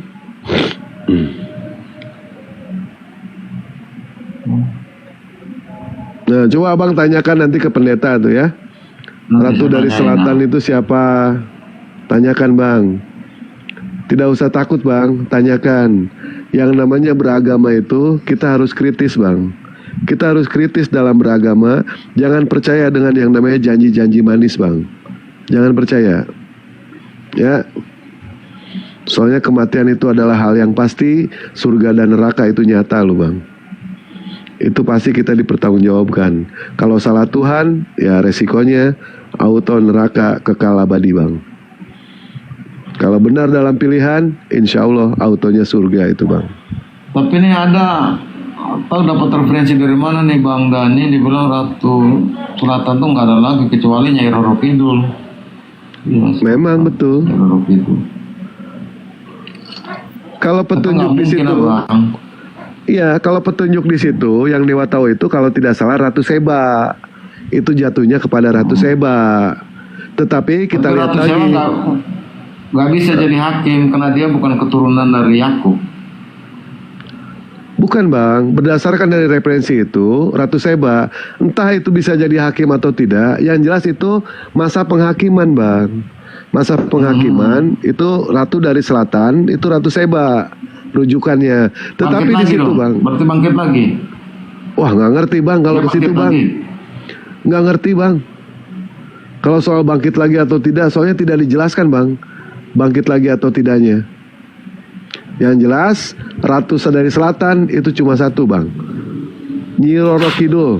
Nggak ada lagi bang. Nah kalau misalkan ada Nyi Roro Kidul, pasti ada Jaka Sembung bang. Jaka Sembung pasti ikut. Si Pitung pasti ikut. Nyambung dong bawa gol lo. Jaka Sembung nggak nyambung. Kenapa nggak ngajakin aja Wiro Sableng kan 212.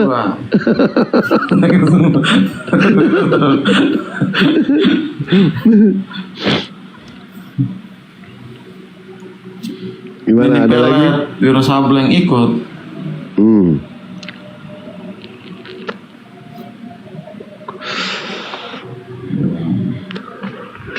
Bang Andi mau lanjut tidak Bang? Dewa mau beli rokok ini, habis rokok. Lumayan ada Abang, uang. mau pamit dulu, lapar banget ini. Baik, Mau baik. cari nasi goreng dulu. Iya. Baik, baik Bang. Lapar Siap banget Bang. semua ya. Ah. Terima Bang, kasih semua ya baik. Bang ya. Sebentar Bang, pesan Adem dari ayam Dewa. nih. Pesan Dewa tuh kan, lihat aja namanya udah gini, ngeledek Tuhannya sendiri, Tuhannya kadrun. Ya Allah, ya Robi ini orang. Baik Bang, kalau misalkan toh jadi Kristen, jadilah Kristen yang baik. Itu aja pesan dari Dewa. Jika tidak bisa menjadi padi, jangan pernah menjadi ilalang Bang. Bila kita merasa tidak mampu memberi manfaat kepada orang lain, maka cukup kita berupaya untuk tidak merugikan kepada orang lain. Jangan jadi penghujat. Itu aja pesan dari Dewa. Ya Bang ya? Siap Abang. Baik. Terima kasih Bang Thanks ya. Ah, God bless us. ya.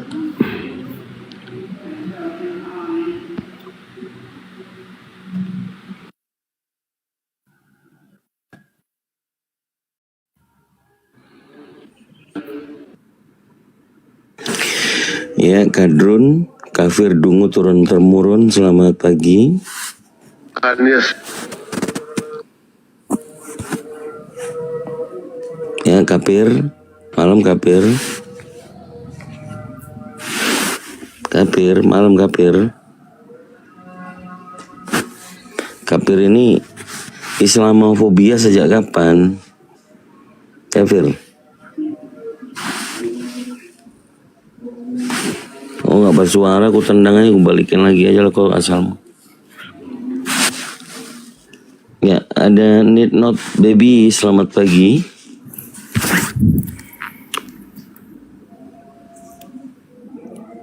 Selamat pagi, Need Not.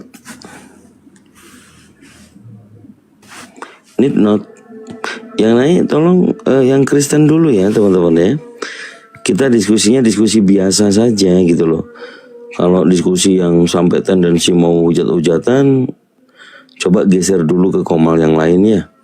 Kita pengen yang hikmat seperti tadi ya, Pak Adrian, kita beliau respect, beliau sopan, kami segan. Jadi poin-poinnya dapat.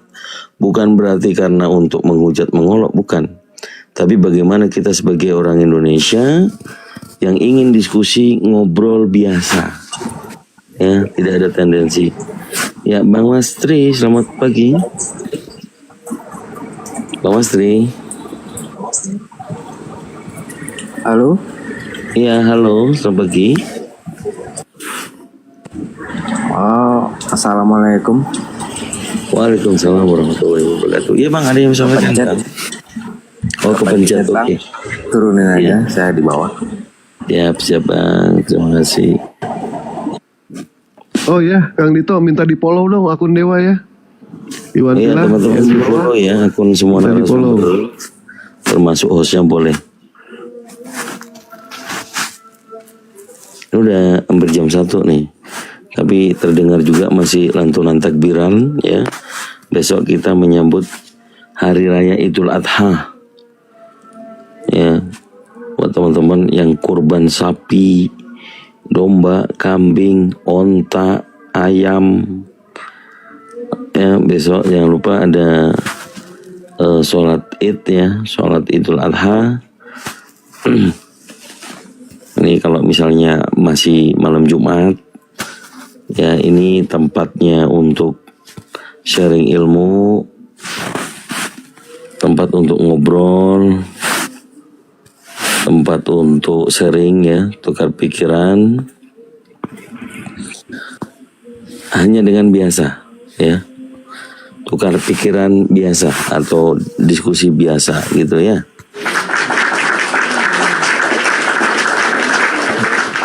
Oke, ada Titi Suwarsi, selamat pagi. Titi Suwarsi, selamat pagi. Titi Suwarsi, aduh, nggak ada suara ya. Kayaknya kepencet juga ini Mbak Titi. Iya, ini ada bom-bom anak apa ini satu nih? Bom-bom alala. Bom-bom anak. Bahaya kata-katanya. Anak apa? Anak anjrit. Anak anjrit. Kepencet juga mungkin.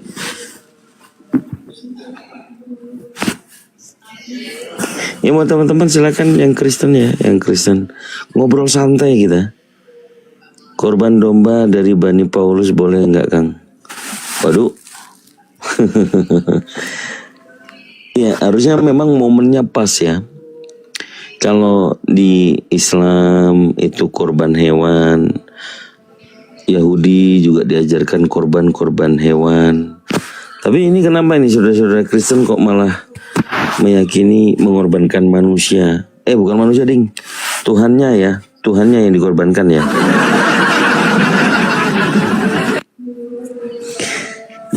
Ini bukan ngorbanin manusia, katanya ngorbanin Tuhan untuk penebusan dosa. Nah ini nih, enggak lain memang. Silakan teman-teman, yang Kristen ya, yang Kristen. Yang Muslim kalau udah naik ada kesempatan untuk sampah-sampah atau follow gitu ya. Silakan, ada Bro Teten. Bang Dewa kasih gambar ada asapnya kena tuh pelanggaran tuh. Teten, selamat pagi Tenten. Bro Tenten, baik, kemencet nih. Ya silakan buat teman-teman Kristen. Silakan. Oh ini ada permintaan dari tadi nih, berdua orangnya. Moderator masih monitor ya, moderator ya. Pak Holik, Pak Bro Zoker.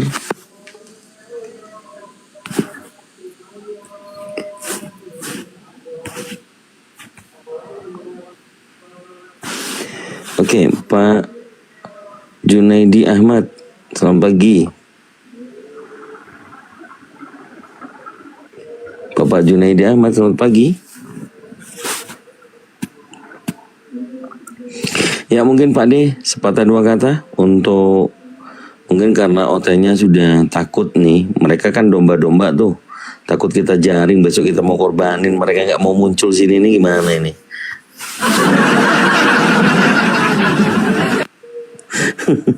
Mau diakhiri atau gimana? Ya masih belum ada, kita sih lanjut aja. Oh lanjut ya, sambil nunggu Kristen lah ya. Mau ngomong Siap. apa? Kalau ada Kristen aja baru ngomong. Iya. Salah-salah nanti kalau nggak ada Kristen tuh nggak boleh Iya. monolog. Betul Pak D. Ya Pak Junaidi, selamat pagi. Bapak Junaidi, selamat pagi. Smart, ketiduran dia sudah ngorok. Smart, naik Smart. Bukan Ismail yang mau dikorbankan. Naik Smart, naik yuk. Smart, naik yuk. Ambillah anakmu yang tunggal itu. Yang tunggal. Kalau anak tunggal berarti masih belum dua anaknya, baru Kalau di satu. Kristen itu tunggal artinya dua, Bun. Jadi jangan salah-salah. Itulah. Kristen itu seperti itu. Yaitu selalu kebalikan dengan orang-orang yang berakal sehat. Kalau Balikan. tunggal artinya dua, ya kan? Esa artinya tiga. Kayak gitu mereka itu. Kayak nggak ngerti waktu Ambillah aja. anak. Iya, nggak ngerti hitung-hitungan mereka, Bun.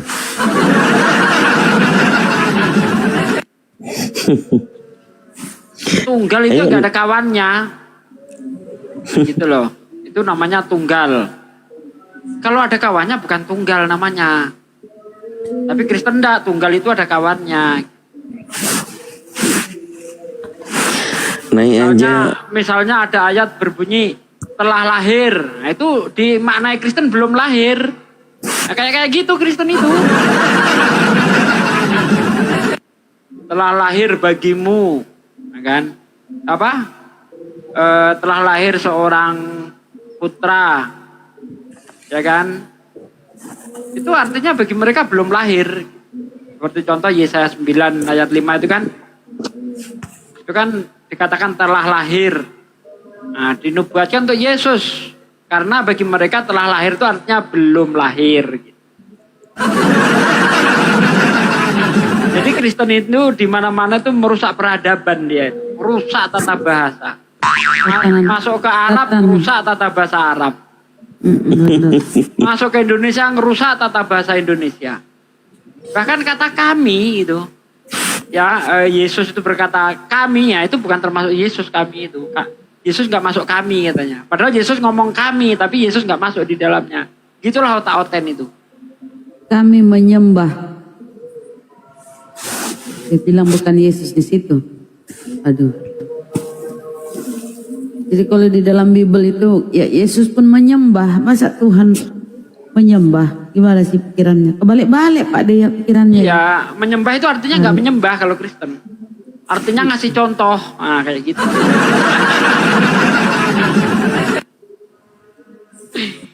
Ya, gitu. Makanya tadi saya ketemu Murtadin kan. Dia bilang apa? Untuk jadi Kristen nggak boleh pakai akal. Kalau secara akal memang benar. Tapi Kristen nggak boleh pakai akal. Ya seperti tadi ini siapa? Andrian itu kan ngaku juga. Secara akal itu ya benar. Tapi secara iman nggak benar. Nah.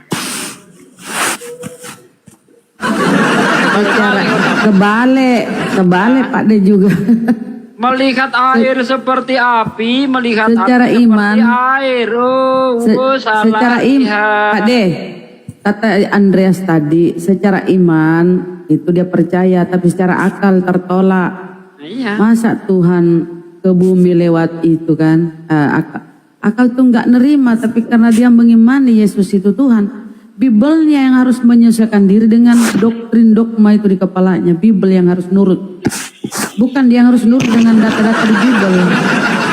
Lihat roti katanya daging. Lihat anggur katanya darah. Kan kayak gitu. Lihat manusia katanya Tuhan. Salah lihat terus mereka itu salah lihat. Balik-balik. Bang Abang.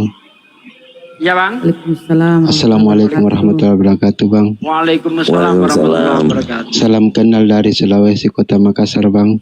Wah, Saya penggemar baiknya Bang Zuma Bang. Oh iya iya. Penggemar baiknya Bang Zuma Bang. Ya salam kenal kembali Bang ya. Kenalkan saya gurunya Bang Juma. Alhamdulillah Bang. Alhamdulillah. Ketemu langsung sama gurunya Bang Zuma. Soalnya kalau Bang Zuma seru banget kalau dilihat terus dia itu waduh baik caranya Ya. langsung masuk di akal. Saya itu gurunya Bang Juma Bang, cuma lebih cerdas Bang Juma, lebih pintar Bang Juma gitu Bang. Ya secara logika Bang, secara logika pengetahuan memang lebih tinggi Bang. Iya, pengetahuan lebih tinggi beliau, Masya Allah, hebat. Terus kalau dia bicara Bang, dia berdiri bulu-bulu saya Bang. Kalau dia nah, rupanya Bang, kayak lihat pocong nih. Emang Bang Juma pocong? Oh, berdiri bulu kuduknya. Iya Bang, kalau dia tuh berpidato apalagi dia lagi kesel-keselnya sama non-muslim, waduh. Kayak tegang rasanya. Ikut gini gimana gitu Bang. Ikut merinding gitu ya? Iya Bang, kata-katanya itu Bang. Soalnya semua kata-katanya itu masuk di akal secara logika begitu. Dengan secara Stella Patrick ini kawan saya 6 tahun yang lalu. Apa iya? Gimana Bang? Naik Bang. Siapa tahu bisa bernostalgia kita. Bang Suma lagi di kenapa ndak ke sini Bang Suma? Enggak tahu mungkin sibuk Bang takbiran. Oh, iya mungkin lagi sibuk dia kayaknya. Iya, takbiran.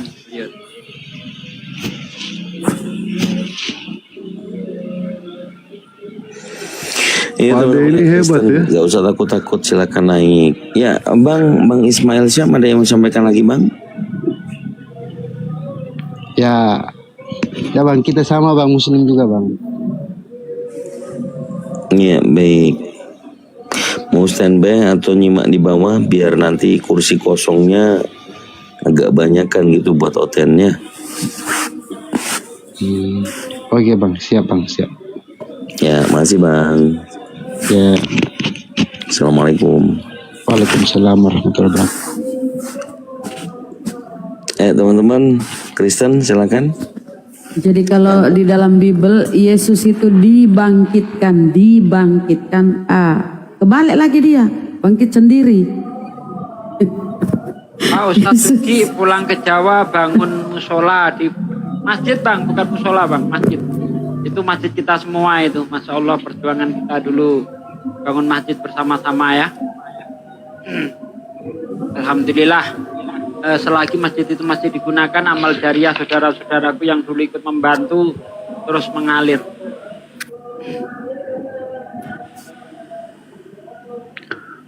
Pak Ade, baju warna kuning itu nggak boleh juga Pak Ade. Gimana Pak Ade ini? Nah, baru banyak. Iklan boleh nggak bentar?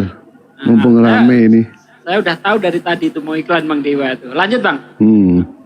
Siap, makasih. Ya, Iwan Pilah. Dewa kebetulan mau bikin kaos ya nanti hari Senin sekarang. Kalau ada yang mau pesan, silakan pesan ke Dewa. Fotonya bebas. Mau dengan Bang Juma, mau dengan Kang Dito, dengan Bunda Rahma, bebas. Ini foto yang buat giveaway. Ini foto hasilnya seperti ini ya. Hasilnya seperti ini. Ini buat giveaway besok. Gambar buat giveaway besok. Ya. Pak Ade Sugi fotonya udah laku kemarin. Dipakai giveaway. Pak Ade Sugi. Ya. Siapa yang pesen pakai apa? Foto Oh, saya? ada Pak Ade. Ada. Saya juga. Oh, punya fans Ada. saya. Ada. Kalau yang mau pesan, gambarnya bebas. Mau dengan Pak Ade Sugi, mau dengan Bang Juma, dengan Kang Dito, dengan apologet lain, bebas. Ya, silakan nanti hubungi Dewa. Kalau ada kebetulan Dewa mau produksi, insya Allah nanti hari Sabtu. Hari Sabtu sekarang produksi. Itu ya. Dan untuk Pak Ade Sugi, itu baju warna kuning. Warna kuning itu ndak boleh Pak Ade. Ndak boleh digunakan untuk umat muslim. Ya, ini sih kita hanya sekedar mengingatkan aja ya. Mengingatkan. Jadi itu memang ada hadisnya Pak De. Jangan memakai baju warna kuning, jam kuning, apapun kuning, nggak boleh Pak De. Oh iya. Ya. Jadi warna kuning nggak boleh Pak De. Kuning, apalagi jam kuning Pak De. Nggak boleh. Jamnya kuning ini. Lo larang saya itu kaosnya warna apa kaosnya? Kuning. Parah Bang Dewa ini. Parah. Boleh ngelarang, tapi jangan pakai gitu loh. Ini ngelarang sedang pakai pula. Itu bandunya warna apa bandunya? Kuning. Peci ini. Ini yang pakai emoticon ini warna kuning nggak boleh ya? Nggak boleh. Nggak boleh. Dan minta doanya ya Pak De Sugi. Besok ada teman yang mau dioperasi, teman Dewa. Kebetulan dia kena penyakit kuning Pak De. Minta doanya ya, besok dioperasi. Ipar kan penyakit kuning tuh? Oh bukan, kalau dia giginya yang kuning Pak De. Udah gosok gigi sih sekarang, alhamdulillah. Dulu saya kalau ketawa gimana Bang Dewa? Giginya diumpetin. Sembunyi di balik mic gitu ya.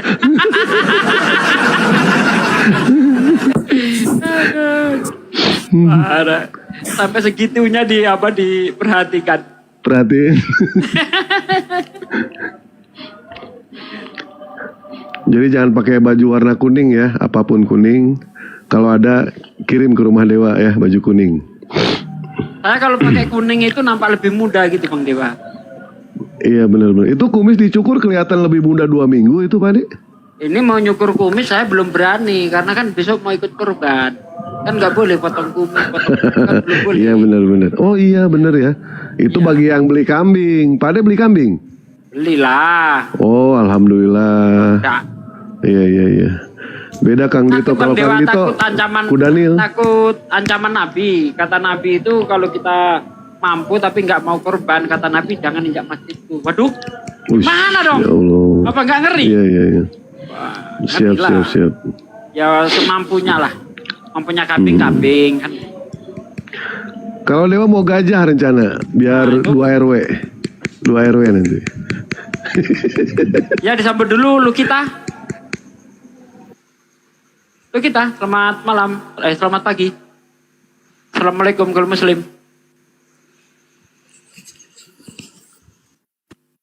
Udah jadi bingung aku dengernya katanya. Sugi Kristologi Ustadz Sugi sekarang udah sukses, beda 6 tahun yang lalu. Alhamdulillah. Sama aja sih Bang, perasaan Bang.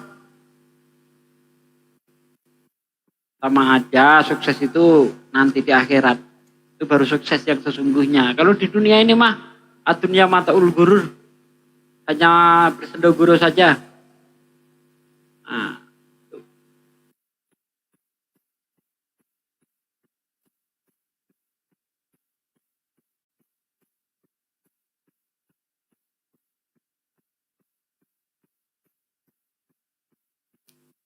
Ini lu kita kok malah terjeda ya?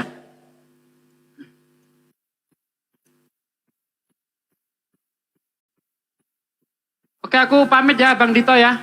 Udah malam pun.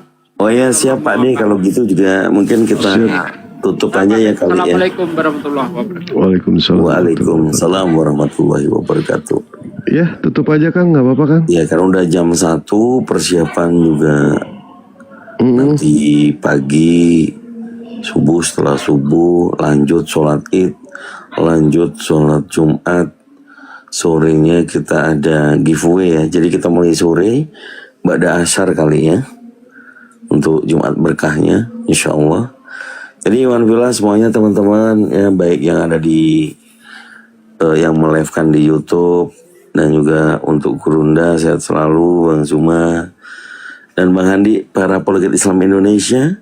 Sajian kita dari ba'da isya sampai hari ini, sampai tadi, sampai sekarang ya lumayan ada poinnya. Bapak Adrian kita doakan sama-sama, mudah-mudahan benar-benar mendapatkan hidayah dari Allah sehingga menguatkan dirinya untuk menerima kebenaran Islam, berdampingan dan bergandengan dengan kita sebagai umat Islam, sehingga dapat berkumpul di jannahnya Allah. Karena orang-orang yang sudah menggunakan akalnya, kita sangat menyayangkan apabila tetap nanti kita bayangkan kalau ternyata kekal di dalam neraka.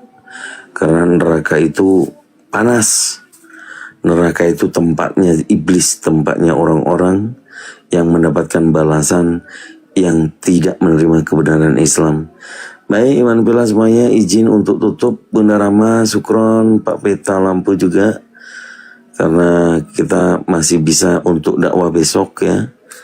Jangan lupa jaga kesehatan ya, dan juga sehat selalu pokoknya mah. Bang Dewa juga Masya Allah tadi banyak hal yang kita dapatkan ya, poin-poin untuk renungan. Sebagai manusia tempatnya salah, lupa, dosa dan khilaf. Insya Allah kita selalu berlomba-lomba dalam kebaikan untuk mendapatkan ridha Allah Subhanahu Wa Taala. Izin undur diri boleh. Buat teman-teman yang di YouTube ya, diingatkan channel-channelnya untuk move ke perdiskusian yang lain. Jazakallahu khairan katsir, wabillahi taufiq wal hidayah. Assalamualaikum warahmatullahi wabarakatuh.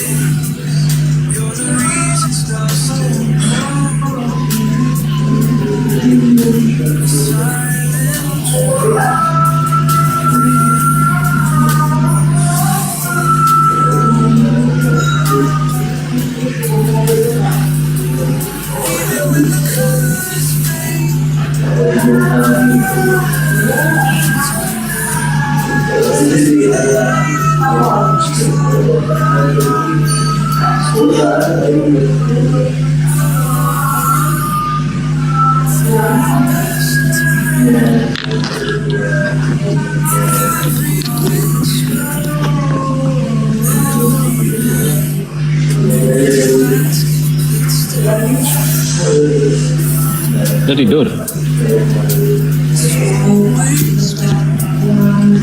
Shan?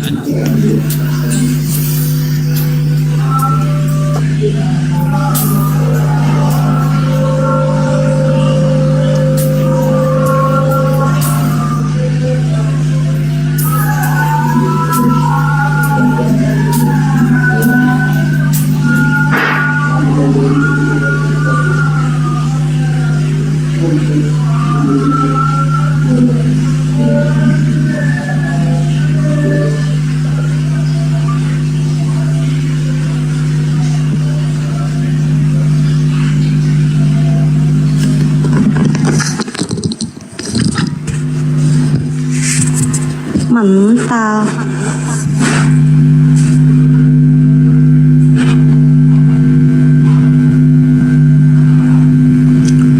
Kang Taufik bobo ya.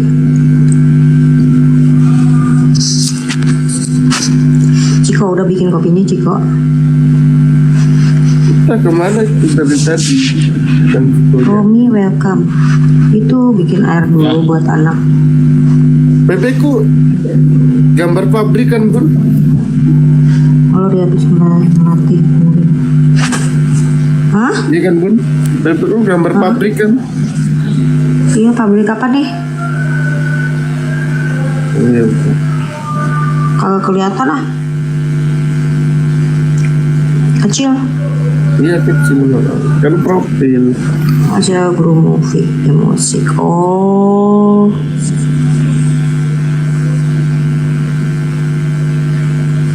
Guru musik di mana? Guru musik di mana? Itu pabrik Toyota Bun. Oh iya. Yang aku layanin spare partnya.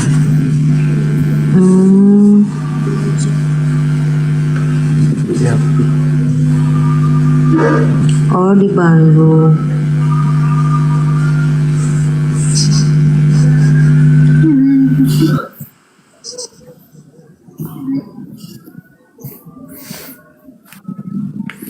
Itu kenapa di mute itu Caca itu? Ya Cak. Apa? Oh di mute.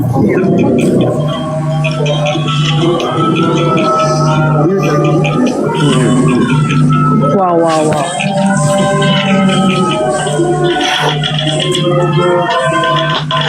Habis Bang Ciko nyanyiin apa lagunya, lagu mellow. Ya Caca nguap-nguap lah dari tadi.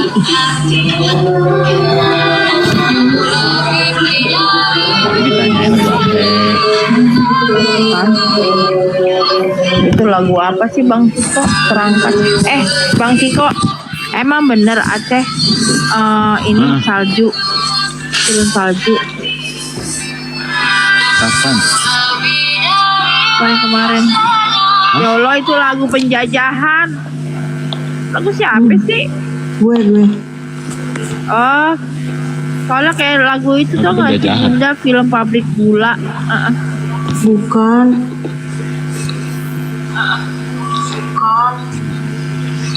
Mulai.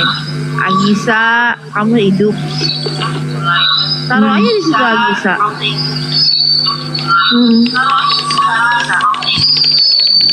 Aduh kan itu.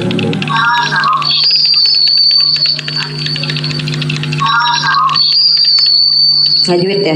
Bidang.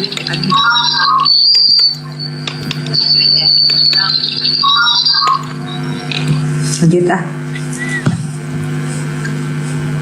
Down. Bongax welcome. Siapa sih? Enggak udah ya? Dabling nggak masih nggak? Kayak budanya punya Caca itu yang gabung.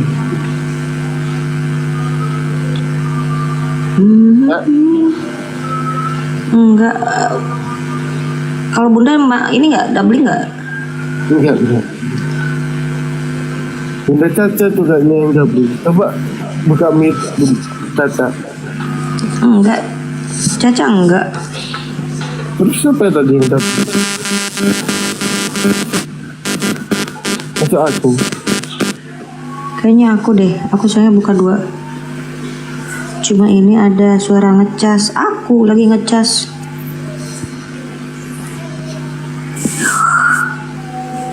Cuma ini ada suara ngecas, ngedengung ya. Iya, aku sambil ngecas. Kalau nggak dicas rungkat semua. Oh.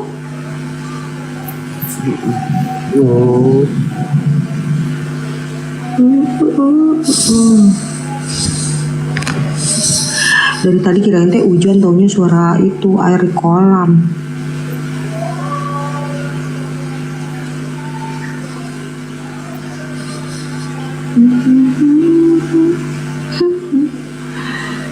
Kenapa tuh orang-orang kalau siang, kalau hujan gitu kok pada keluar semua gitu? Kalau apa? Kalau siang-siang gitu, tiba-tiba hujan pada keluar semua itu gimana? Nggak tahu. Tanya sama orangnya. Bunda nggak pernah keluar.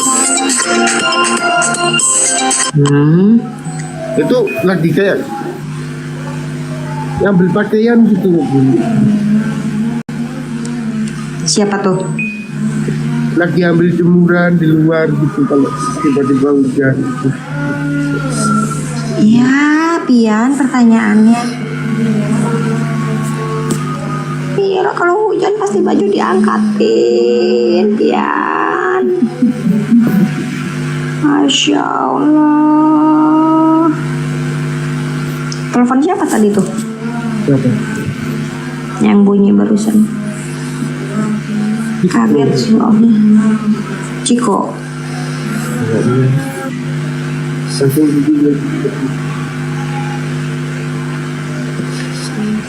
Berapa jam nih? Kalau aku siapa bunda nelpon, nggak ada yang nelpon gitu. Hah? Kalau aku jam segini nggak ada yang nelpon. Iya sama bunda juga. Kan bunda udah pernah muda toh. Agak lain gitu.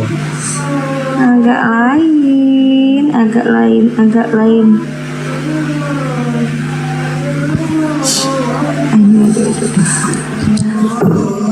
Kita rungkat aja yuk. Aku udah ngantuk banget nih. Udah 4 jam. 4 jam setengah tuh. Kak Caca, kita rungkat yuk, Ciko. Dari jam 9 nanti berarti. Bang Taufik, iya. Iya. Nah. Hujan ya? Coba kita rungkat ya. Hujan tuh. Ya udah ya, semua ya. Tadi hujan. Mohon atas kita tadi. Benten, abdi menuju di dia di Depok. Ya, Robi, welcome. Ayo ya, rungkat. Makasih semuanya. Assalamualaikum, Kak Caca, nuhun. Yo, aku turunin. Assalamualaikum semuanya, dadah. Caca, welcome. Ini gimana sinyalku.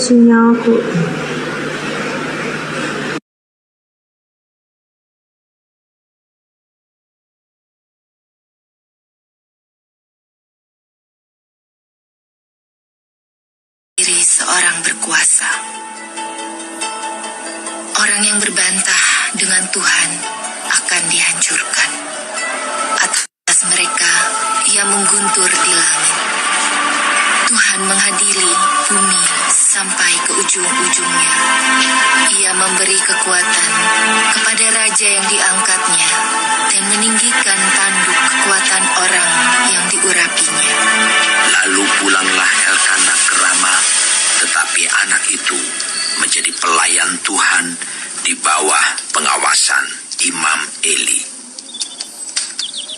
Adapun anak-anak lelaki Eli adalah orang-orang dursila.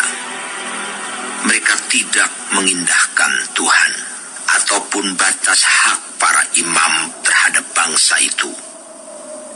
Setiap kali seseorang mempersembahkan korban sembelihan, sementara daging itu dimasak, datanglah bujang imam membawa garpu bergigi 3 di tangannya dan dicucukkannya ke dalam bejana atau ke dalam kuali atau ke dalam belanga atau ke dalam periuk.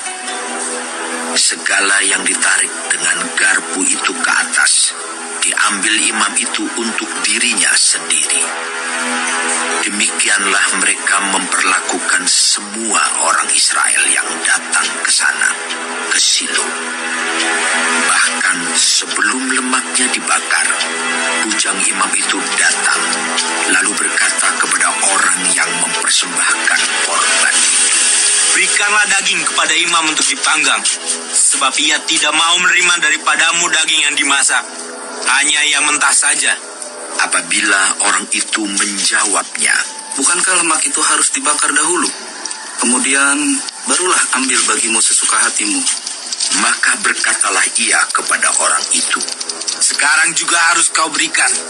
Kalau tidak, aku akan mengambilnya dengan kekerasan." Dengan demikian sangat besarlah dosa kedua orang muda itu di hadapan Tuhan, sebab mereka memandang rendah korban untuk Tuhan. Adapun Samuel menjadi pelayan di hadapan Tuhan.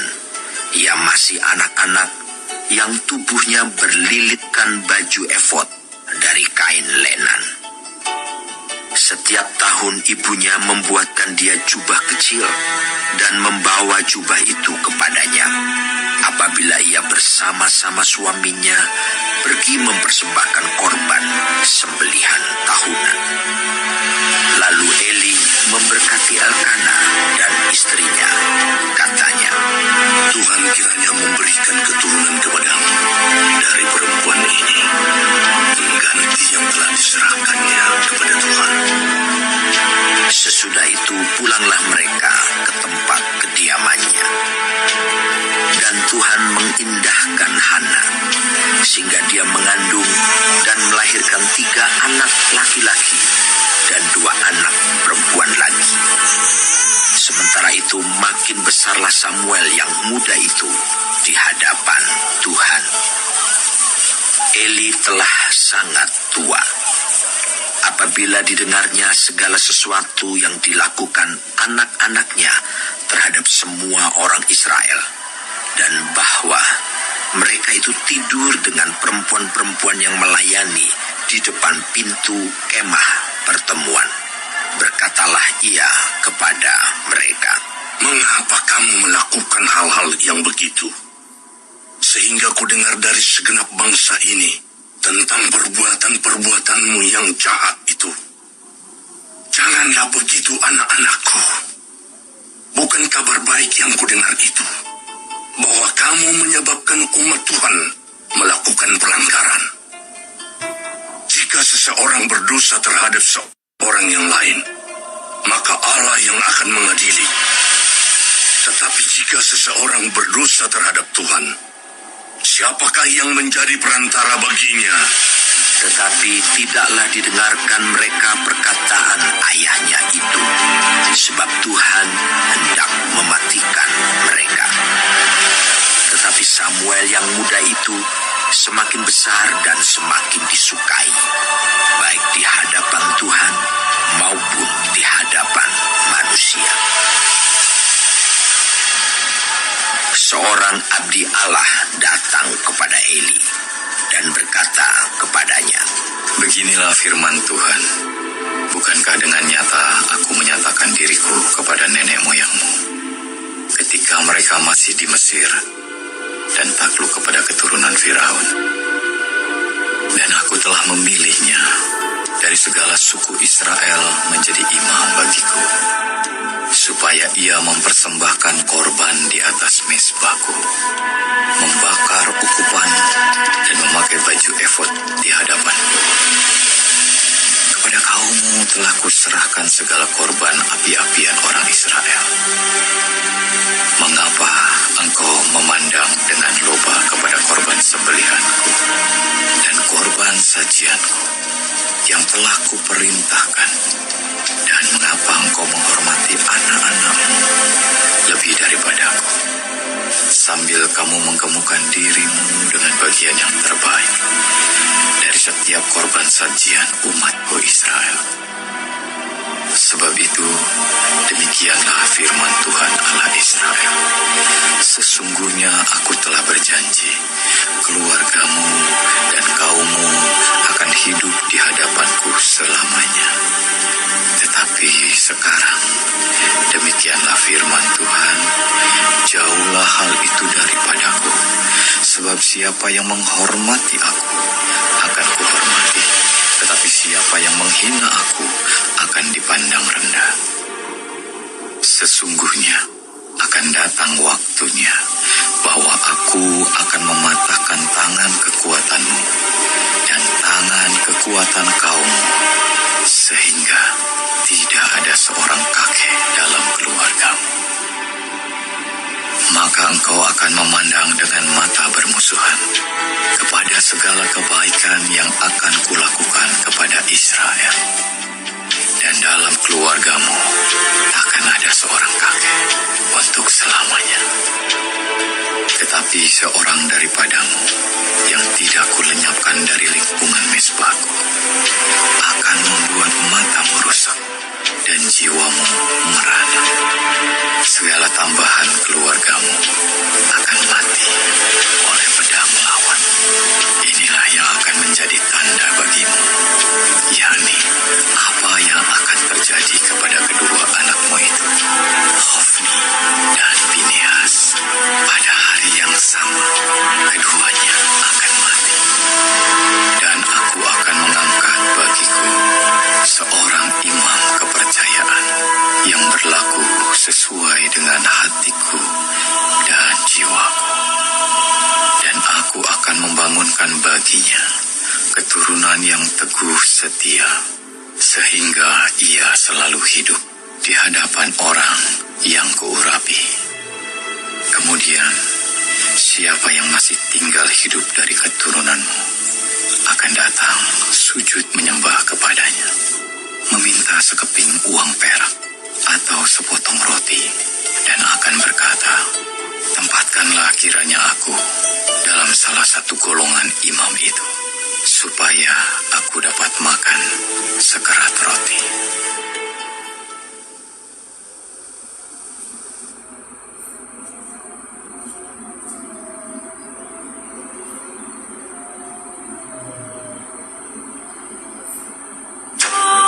Samuel yang muda itu menjadi pelayan Tuhan di bawah pengawasan Eli. Pada masa itu, firman Tuhan jarang.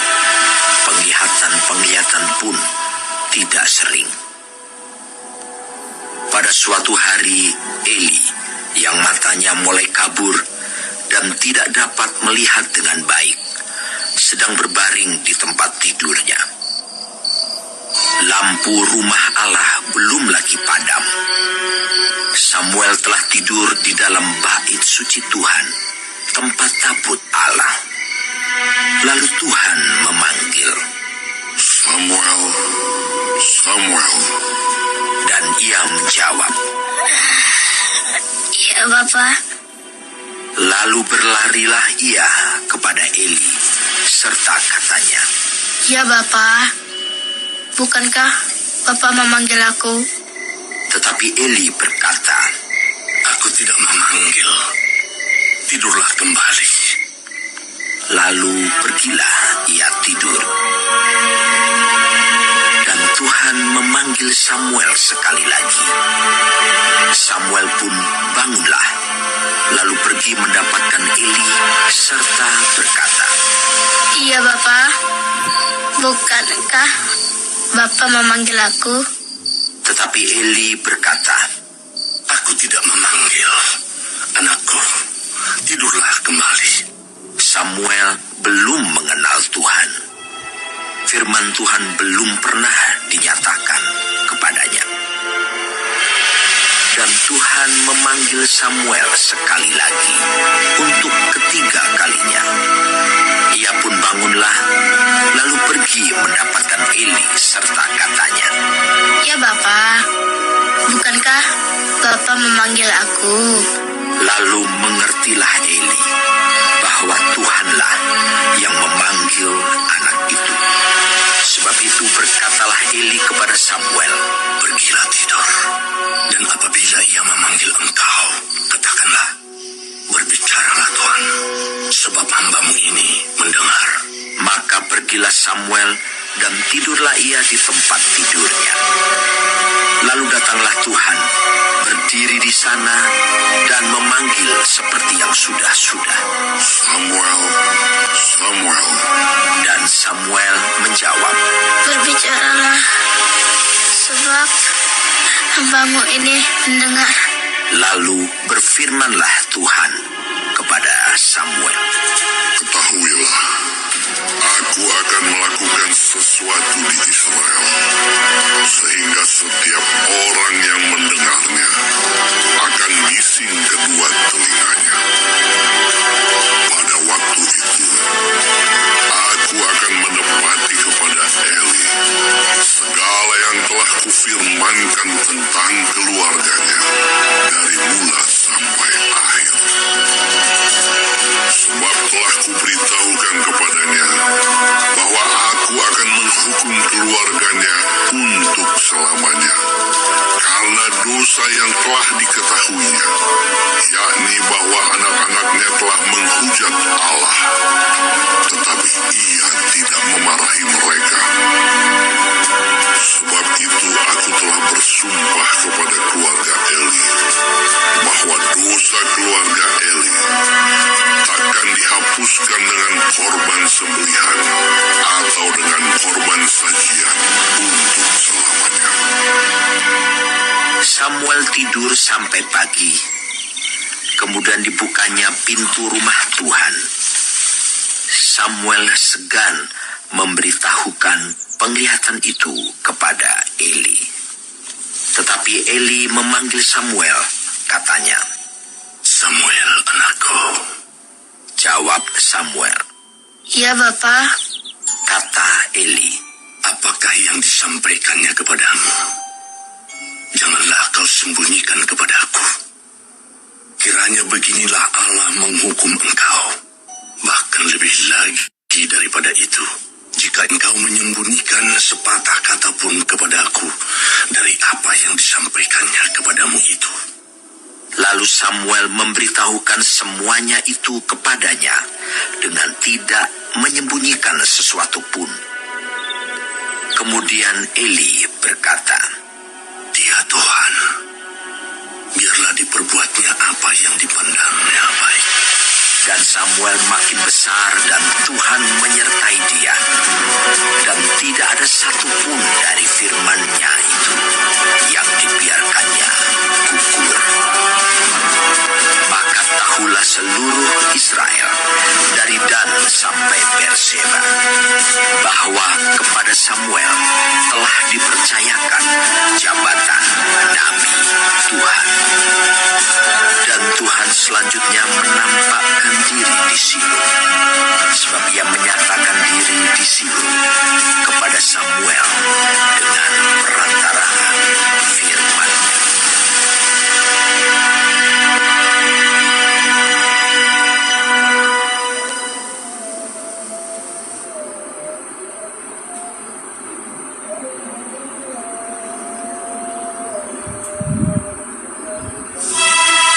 Dan perkataan Samuel sampai ke seluruh Israel. Orang Israel maju berperang melawan orang Filistin dan berkemah dekat Eben Heser. Sedang orang Filistin berkemah di Afek. Orang Filistin mengatur barisannya berhadapan dengan orang Israel. Ketika pertempuran menghebat, terpukullah kalah orang Israel oleh orang Filistin yang menewaskan kira-kira 4.000 orang di medan pertempuran itu. tentara itu kembali ke perkemahan, berkatalah para tua-tua Israel, Mengapa Tuhan membuat kita terpukul kalah oleh orang Filistin pada hari ini? Marilah kita mengambil dari Silo tabut perjanjian Tuhan, supaya ia datang ke tengah-tengah kita dan melepaskan kita dari tangan musuh kita. Kemudian bangsa itu menyuruh orang ke Silo, lalu mereka mengangkat dari sana tabut perjanjian Tuhan semesta alam yang bersemayam di atas para kerub. Kedua anak Eli, Hofni dan Pinehas, ada di sana dekat tabut perjanjian Allah itu. Segera sesudah tabut perjanjian Tuhan sampai ke perkemahan, bersoraklah seluruh orang Israel dengan nyaring, sehingga bumi bergetar. Dan orang Filistin yang mendengar bunyi sorak itu berkata, Apakah bunyi sorak yang nyaring di perkemahan orang Ibrani itu? Ketika diketahui mereka bahwa tabut Tuhan telah sampai ke perkemahan itu, ketakutanlah orang Filistin, sebab kata mereka, Allah mereka telah datang ke perkemahan itu. Dan mereka berkata, Celakalah kita, sebab seperti itu belum pernah terjadi dahulu. Celakalah kita, siapakah yang menolong kita dari tangan Allah yang maha dahsyat ini? Inilah juga Allah yang telah menghajar orang Mesir dengan berbagai-bagai tulah di padang gurun. Kuatkanlah hatimu dan berlakulah seperti laki-laki, hai orang Filistin, supaya kamu jangan menjadi budak orang Ibrani itu, seperti mereka dahulu menjadi budakmu. Berlakulah seperti laki-laki dan berperanglah. lalu berperanglah orang Filistin, sehingga orang Israel terpukul kalah. Mereka melarikan diri masing-masing ke kemahnya. Amatlah besar kekalahan itu. Dari pihak Israel, gugur 30.000 orang pasukan berjalan kaki. Lagi pula tabut Allah dirampas, dan kedua anak Eli, Hofni dan Pinehas, tewas. Seorang dari suku Benyamin lari dari barisan pertempuran, dan pada hari itu juga ia sampai ke Silo dengan pakaian terkoyak-koyak dan dengan tanah di kepalanya. Ketika ia sampai, Eli sedang duduk di kursi di tepi jalan menunggu-nunggu, sebab hatinya berdebar-debar karena tabut Allah itu. Ketika orang itu masuk ke kota dan menceritakan kabar itu, berteriaklah seluruh kota itu. Ketika Eli mendengar bunyi teriakan itu, bertanyalah ia, "Keributan apakah itu?" Lalu bersegeralah orang itu mendapatkan Eli dan memberitahukannya kepadanya. Eli sudah 98 tahun umurnya, dan matanya sudah bular, sehingga ia tidak dapat melihat lagi. Kata orang itu kepada Eli, "Aku datang dari medan pertempuran. Baru hari ini aku melarikan diri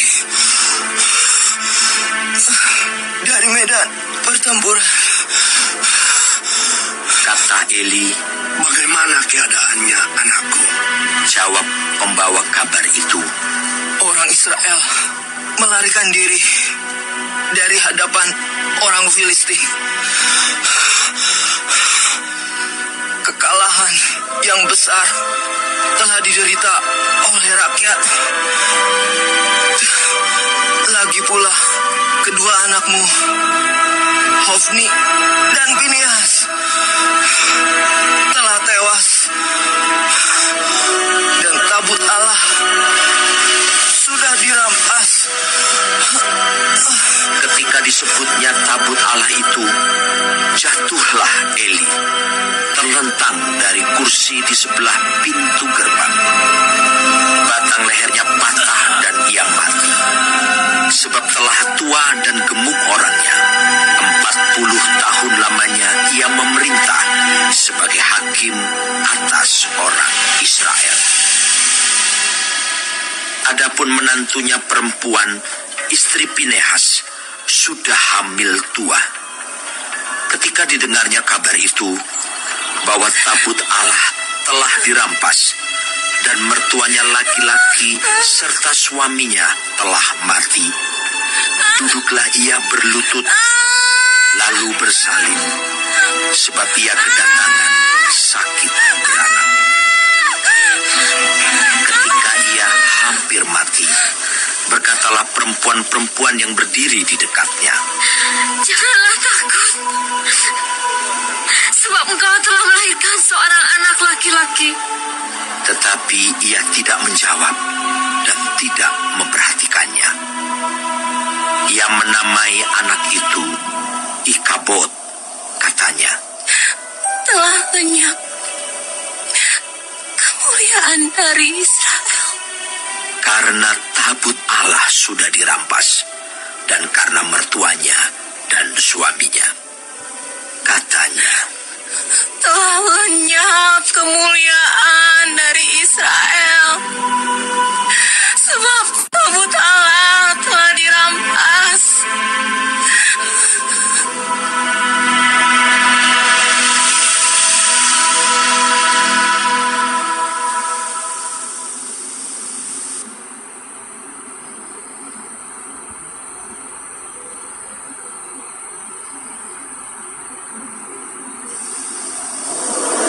sesudah orang Filistin merampas tabut Allah, maka mereka membawanya dari Ebenhazer ke Asdod.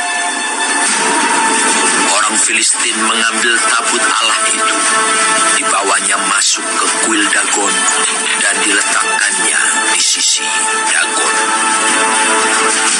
Ketika orang-orang Asdod bangun pagi-pagi pada keesokan harinya, tampaklah Dagon terjatuh dengan mukanya ke tanah di hadapan tabut Tuhan. Lalu mereka mengambil Dagon dan mengembalikannya ke tempatnya. Tetapi ketika keesokan harinya mereka bangun pagi-pagi, tampaklah Dagon terjatuh dengan mukanya ke tanah di hadapan tabut Tuhan. Tetapi kepala Dagon dan kedua belah tangannya terpenggal dan terpelanting ke ambang pintu. Hanya badan Dagon itu yang masih tinggal. Itulah sebabnya para imam Dagon dan semua orang yang masuk ke dalam kuil Dagon tidak menginjak ambang pintu rumah Dagon yang di Asdod sampai hari ini. Tangan Tuhan menekan orang-orang Asdod itu dengan berat, dan ia membingungkan mereka. Ia menghajar mereka dengan borok-borok, baik Asdod maupun daerahnya. Ketika dilihat orang-orang Asdod bahwa demikian halnya, berkatalah mereka, Tabut Allah Israel tidak boleh tinggal pada kita, sebab tangannya keras melawan kita dan melawan Dagon Allah kita. Sebab itu mereka memanggil berkumpul kepadanya semua raja otak orang Filistin dan berkata, Apakah yang akan kita lakukan dengan tabut Allah Israel itu? Lalu kata mereka, Tabut Allah Israel harus dipindahkan ke Gad. jadi mereka memindahkan tabut Allah Israel itu ke sana. Tetapi setelah mereka memindahkannya, maka tangan Tuhan mendatangkan kegemparan yang sangat besar atas kota itu. Ia menghajar orang-orang kota itu, anak-anak dan orang dewasa, sehingga timbul borok-borok pada mereka. Lalu mereka mengantarkan tabut Allah itu ke Ekron. Tetapi sesampai tabut Allah itu di Ekron, berteriaklah orang Ekron itu demikian, Mereka memindahkan tabut Allah Israel itu kepada kita. untuk mematikan kita dan bangsa kita. Sebab itu mereka memanggil berkumpul semua raja kota orang Filistin itu dan berkata, angkatkanlah tabut Allah Israel itu, biarlah itu kembali ke tempatnya, supaya jangan dimatikannya kita dan bangsa kita. Sebab di seluruh kota itu ada kegemparan maut. Tangan Allah menekan orang-orang di sana dengan sangat berat. Orang-orang yang tidak mati dihajar dengan boro-boro, sehingga teriakan kota itu naik ke langit.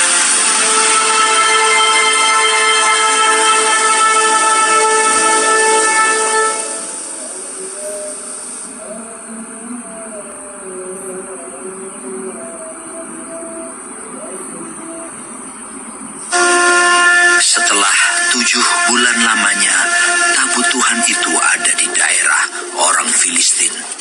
Maka orang Filistin itu memanggil para imam dan para petenung, lalu berkata kepada mereka, apakah yang harus kami lakukan dengan tabut Tuhan itu? Beritahukanlah kepada kami, bagaimana kami harus mengantarkannya kembali ke tempatnya.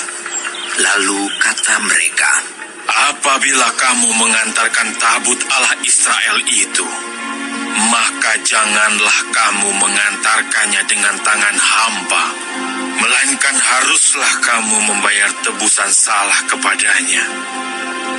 Maka kamu akan menjadi sembuh, dan kamu akan mengetahui mengapa tangannya tidak undur daripadamu.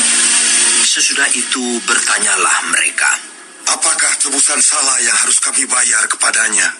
Jawab mereka, menurut jumlah raja-raja kota orang Filistin, 5 borok emas dan 5 tikus emas. Sebab tulah yang sama menimpa kamu sekalian dan raja-raja kotamu. Jadi, buatlah gambar borok-borokmu dan gambar tikus yang merusak tanahmu, dan sampaikanlah hormatmu kepada Allah Israel. Mungkin ia akan mengangkat daripadamu, daripada Allahmu dan daripada tanahmu, tangannya yang menekan dengan berat. Mengapa kamu berkeras hati? Sama seperti orang Mesir dan Firaun berkeras hati. Bukankah mereka membiarkan bangsa itu pergi ketika ia mempermain-mainkan mereka?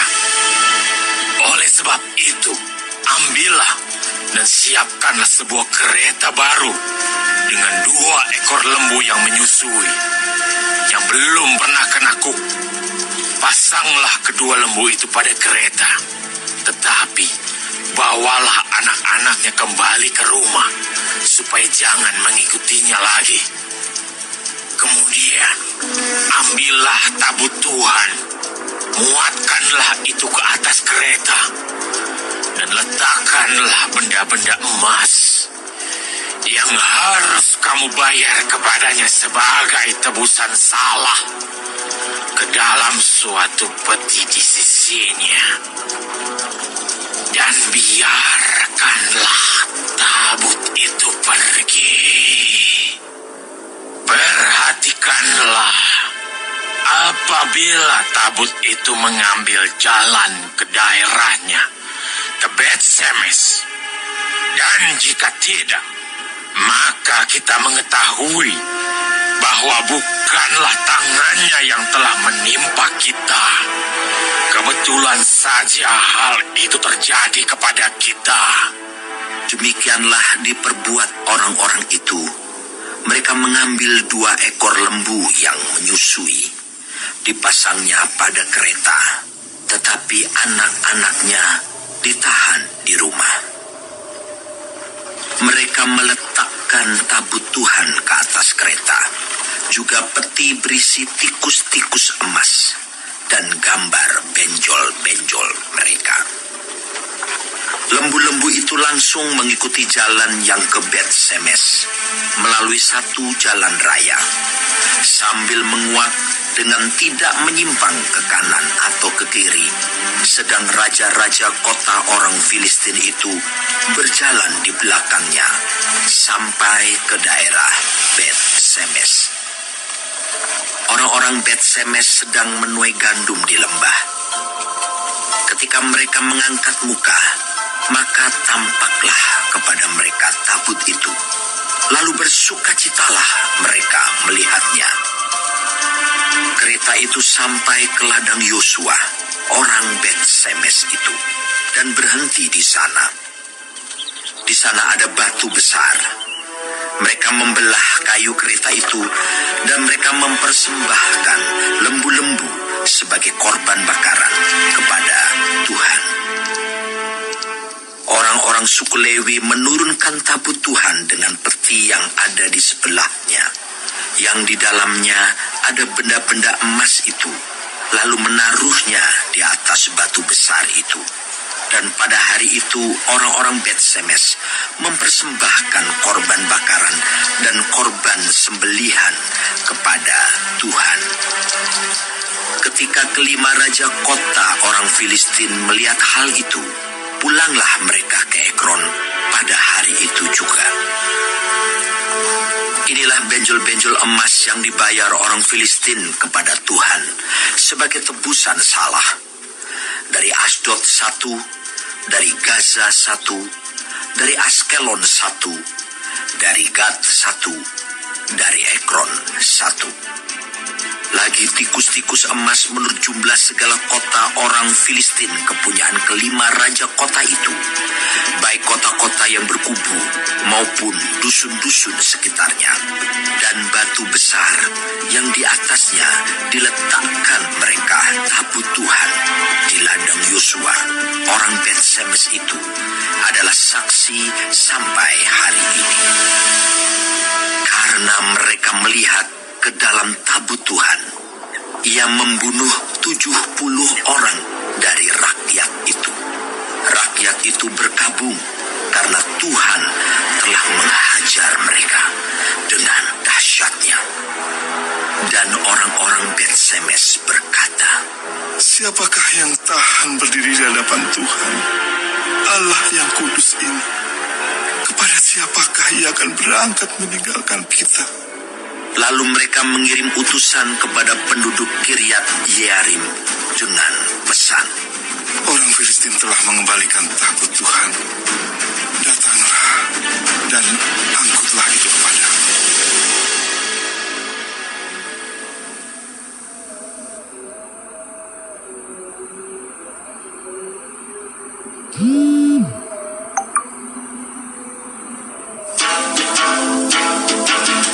Lalu orang-orang Kiryat Yearim datang. Mereka mengangkut tabut Tuhan itu dan membawanya ke dalam rumah Abinadab yang di atas bukit. Dan Eleazar anaknya mereka kuduskan untuk menjaga tabut Tuhan itu. Sejak saat tabut itu tinggal di Kiryat Yearim, berlalulah waktu yang cukup lama, yakni 20 tahun, dan seluruh kaum Israel mengeluh kepada Tuhan. Lalu berkatalah Samuel kepada seluruh kaum Israel demikian, Jika kamu berbalik kepada Tuhan dengan segenap hati, maka jauhkanlah para allah asing dan para asitoret dari tengah-tengahmu, dan tunjukkan hatimu kepada Tuhan, dan beribadahlah hanya kepadanya, maka ia akan melepaskan kamu dari tangan orang Filistin. Kemudian orang-orang Israel menjauhkan para Baal dan para Asitoret dan beribadah hanya kepada Tuhan. Lalu berkatalah Samuel, Kumpulkanlah segenap orang Israel ke Mispa, maka aku akan berdoa untuk kamu kepada Tuhan. Setelah berkumpul di Mispa, mereka menimba air dan mencurahkannya di hadapan Tuhan. Mereka juga berpuasa pada hari itu dan berkata di sana, Kami telah berdosa kepada Tuhan. Dan Samuel menghakimi orang Israel di Mispa. Ketika didengar orang Filistin bahwa orang Israel telah berkumpul di Mispa, majulah raja-raja kota orang Filistin mendatangi orang Israel. Serta didengar orang Israel demikian, maka ketakutanlah mereka terhadap orang Filistin. Lalu kata orang Israel kepada Samuel, Janganlah berhenti berseru bagi kami kepada Tuhan Allah kita, supaya Ia menyelamatkan kami dari tangan orang Filistin itu. Sesudah itu Samuel mengambil seekor anak domba yang menyusu, lalu mempersembahkan seluruhnya kepada Tuhan sebagai korban bakaran. Dan ketika Samuel berseru kepada Tuhan bagi orang Israel, maka Tuhan menjawab dia. Sedang Samuel mempersembahkan korban bakaran itu, majulah orang Filistin berperang melawan orang Israel. Tetapi pada hari itu, Tuhan mengguntur dengan bunyi yang hebat ke atas orang Filistin dan mengacaukan mereka, sehingga mereka terpukul kalah oleh orang Israel. Keluarlah orang-orang Israel dari Mispa, mengejar orang Filistin itu dan memukul mereka kalah sampai hilir Bet-kar. Kemudian Samuel mengambil sebuah batu dan mendirikannya antara Mispa dan Yesana. Ia menamainya Eben-Hezer. Katanya, Sampai di sini Tuhan menolong kita. demikianlah orang Filistin itu ditundukkan dan tidak lagi memasuki daerah Israel. Tangan Tuhan melawan orang Filistin seumur hidup Samuel. Dan kota-kota yang diambil orang Filistin daripada Israel kembali pula kepada Israel, mulai dari Ekron sampai Gad. Dan orang Israel merebut daerah sekitarnya dari tangan orang Filistin. Antara orang Israel dan orang Amori ada damai. Samuel memerintah sebagai hakim atas orang Israel seumur hidupnya. Dari tahun ke tahun ia berkeliling ke Betel, Gilgal dan Mispah, dan memerintah atas orang Israel di segala tempat itu. Lalu ia kembali ke Ramah, sebab di sanalah rumahnya, dan di sanalah ia memerintah atas orang Israel, dan di sana ia mendirikan mezbah bagi Tuhan.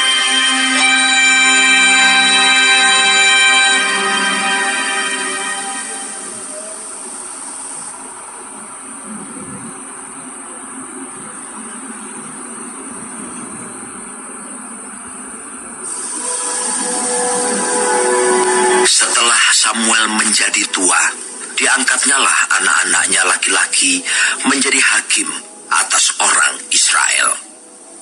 Nama anaknya yang sulung ialah Yoel, dan nama anaknya yang kedua ialah Abia. Keduanya menjadi hakim di Beersheba. Tetapi anak-anaknya itu tidak hidup seperti ayahnya. Mereka mengejar laba, menerima suap, dan memutarbalikkan keadilan. Sebab itu berkumpullah semua tua-tua Israel. Mereka datang kepada Samuel di Rama dan berkata kepadanya, Engkau sudah tua, dan anak-anakmu tidak hidup seperti engkau. Maka angkatlah sekarang seorang raja atas kami untuk memerintah kami, seperti pada segala bangsa-bangsa lain. Waktu mereka berkata, Berikanlah kepada kami seorang raja untuk memerintah kami. perkataan itu mengesalkan Samuel. Maka berdoalah Samuel kepada Tuhan. Tuhan berfirman kepada Samuel, Dengarkanlah perkataan bangsa itu dalam segala hal yang dikatakan mereka kepadamu. Sebab bukan engkau yang mereka tolak, tetapi akulah yang mereka tolak, supaya jangan aku menjadi raja atas mereka. Tepat seperti yang dilakukan mereka kepadaku. Sejak hari aku menuntun mereka keluar dari Mesir sampai hari ini, yakni meninggalkan daku dan beribadah kepada Allah lain. Demikianlah juga dilakukan mereka kepadamu. Oleh sebab itu dengarkanlah permintaan mereka.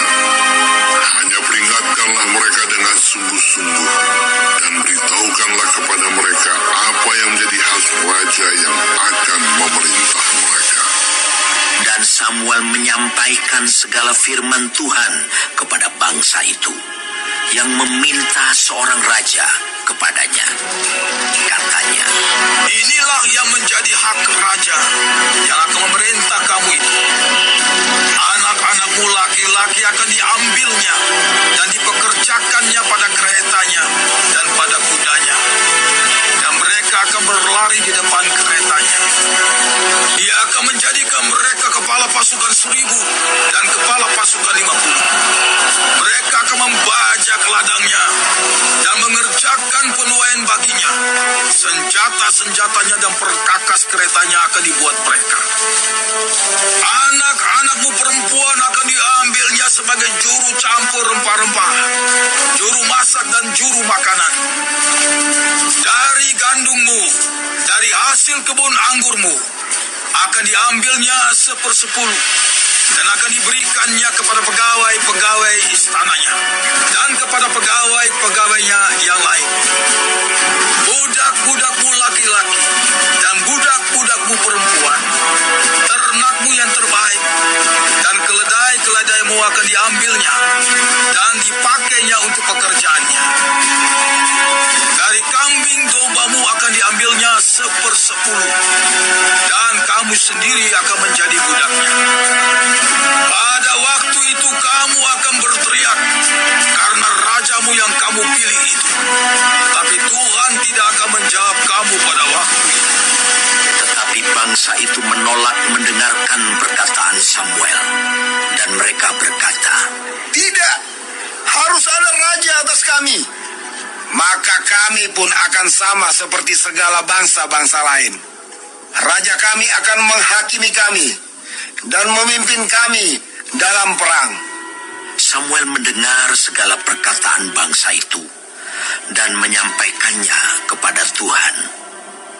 Tuhan berfirman kepada Samuel, Dengarkanlah permintaan mereka dan angkatlah seorang raja bagi mereka.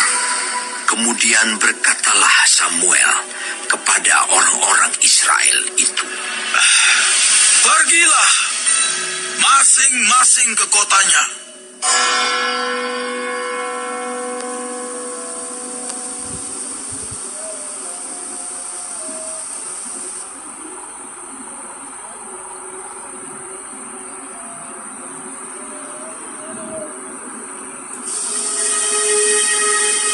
ada seorang dari daerah Benyamin namanya Kis bin Abiel bin Zeror bin Bekorat bin Afiah, seorang suku Benyamin, seorang yang berada.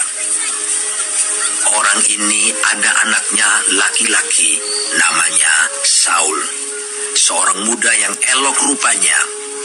Tidak ada seorang pun dari antara orang Israel yang lebih elok daripadanya. Dari bahu ke atas, ia lebih tinggi daripada setiap orang sebangsanya. Kis, ayah Saul itu, kehilangan keledai-keledai betinanya. Sebab itu berkatalah Kis kepada Saul, anaknya, Anakku, ambillah salah seorang bujang, bersiaplah, dan pergilah mencari keledai-keledai itu. Lalu mereka berjalan melalui pegunungan Efraim. Juga mereka berjalan melalui tanah Salisa, tetapi tidak menemuinya. Kemudian mereka berjalan melalui tanah Sahalim, tetapi keledai-keledai itu tidak ada. Kemudian mereka berjalan melalui tanah Benyamin, tetapi tidak menemuinya. Ketika mereka sampai ke tanah Suf, Berkatalah Saul kepada bujangnya yang bersama-sama dengan dia, Mari, kita pulang. Nanti ayahku tidak lagi memikirkan keledai-keledai itu, tetapi khawatir mengenai kita. Tetapi orang ini berkata kepadanya, Tunggu, di kota ini ada seorang abdi Allah, seorang yang terhormat. Segala yang dikatakannya pasti terjadi. Marilah kita pergi ke sana sekarang juga. Mungkin ia dapat memberitahukan kepada kita tentang perjalanan yang kita tempuh ini. Jawab Saul kepada bujangnya itu, Tetapi kalau kita pergi, apakah yang kita bawa kepada orang itu? Sebab roti di kantong kita telah habis, dan tidak ada pemberian untuk dibawa kepada abdi Allah itu. Apakah yang ada pada kita? Jawab bujang itu pula kepada Saul, Masih ada padaku 1/4 sikal perak. Itu dapat aku berikan kepada abdi Allah itu. Maka ia akan memberitahukan kepada kita tentang perjalanan kita. Dahulu di antara orang Israel, apabila seseorang pergi menanyakan petunjuk Allah, ia berkata begini, Mari, kita pergi kepada pelihat. sebab nabi yang sekarang ini disebutkan dahulu pelihat. Kemudian berkatalah Saul kepada bujangnya itu, Pikiranmu itu baik. Mari kita pergi. Maka pergilah mereka ke kota, ke tempat abdi Allah itu. Ketika mereka naik jalan pendakian ke kota itu, mereka bertemu dengan gadis-gadis yang keluar hendak menimba air. Mereka bertanya kepada gadis-gadis itu, Pelihat ada di sini? Jawab gadis-gadis itu kepada mereka, Ya, ada. Baru saja ia mendahului kamu. Cepat-cepatlah sekarang. Ia datang ke kota hari ini karena ada perjamuan korban untuk orang banyak di bukit pada hari ini. Apabila kamu masuk ke kota, kamu akan segera menjumpainya sebelum ia naik ke bukit untuk makan. Sebab orang banyak tidak akan makan sebelum ia datang. Karena dialah yang memberkati korban.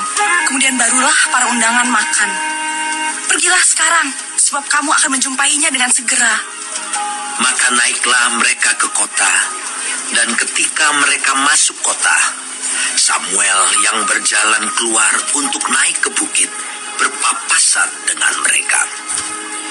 Tetapi Tuhan telah menyatakan kepada Samuel sehari sebelum kedatangan Saul, demikian, Besok kira-kira waktu ini, aku akan menyuruh kepadamu seorang laki-laki dari tanah Benyamin. Engkau akan mengurapi dia menjadi raja atas umatku Israel. Dan ia akan menyelamatkan umatku dari tangan orang Filistin. Sebab aku telah memperhatikan sengsara umatku itu, karena teriakannya telah sampai kepadaku. ketika Samuel melihat Saul, maka berfirmanlah Tuhan kepadanya, Inilah orang yang kusebutkan kepadamu itu. Orang ini akan memegang tampuk pemerintahan atas umatku. Dalam pada itu Saul datang mendekati Samuel di tengah pintu gerbang dan berkata, Maaf, di mana rumah pelihat itu? Jawab Samuel kepada Saul, katanya, Akulah pelihat itu. Naiklah mendahului aku ke bukit. Hari ini kamu makan bersama-sama dengan daku. Besok pagi aku membiarkan engkau pergi, dan aku akan memberitahukan kepadamu segala sesuatu yang ada dalam hatimu. Adapun keledai-keledaimu yang telah hilang 3 hari lamanya sampai sekarang, janganlah engkau khawatir, sebab telah diketemukan. Tetapi siapakah yang memiliki segala yang diingini orang Israel? Bukankah itu ada padamu dan pada seluruh kaum keluargamu? Tetapi jawab Saul, Bukankah aku seorang suku Benyamin, suku yang terkecil di Israel? Dan bukankah kaumku yang paling hina dari segala kaum suku Benyamin? Mengapa Bapak berkata demikian kepadaku? Sesudah itu Samuel mengajak Saul dan bujangnya. Dibawanya ke pendopo dan diberikannya kepada mereka tempat utama di depan para undangan, yang banyaknya kira-kira 30 orang. Berkatalah Samuel kepada juru masak, Berikanlah sekarang bagian yang diberikan kepadamu tadi, dengan pesan, simpanlah ini dahulu. Lalu juru masak itu menghidangkan paha dan apa yang termasuk ke situ, dan meletakkannya ke depan Saul. Dan Samuel berkata, Lihat, yang tinggal ini diletakkan ke depanmu. Makanlah, sebab telah disimpan bagimu untuk perayaan ini. Ketika aku berkata, aku telah mengundang orang banyak. Demikianlah pada hari itu Saul makan bersama-sama dengan Samuel. Sesudah itu turunlah mereka dari bukit ke kota. Dan Samuel bercakap-cakap dengan Saul di atas sotoh. Mereka bangun pagi-pagi, dan ketika fajar menyingsing, Samuel memanggil Saul yang ada di atas sotoh itu. Katanya, Bangunlah, aku akan mengantarkan engkau. Lalu Saul bangun, dan mereka keduanya pergi keluar, yakni ia dan Samuel. Ketika mereka turun sampai ke ujung kota, berkatalah Samuel kepada Saul, Katakanlah kepada bujang itu, supaya ia pergi mendahului kita. Tetapi berhentilah engkau sebentar, maka aku akan memberitahukan kepadamu firman Allah.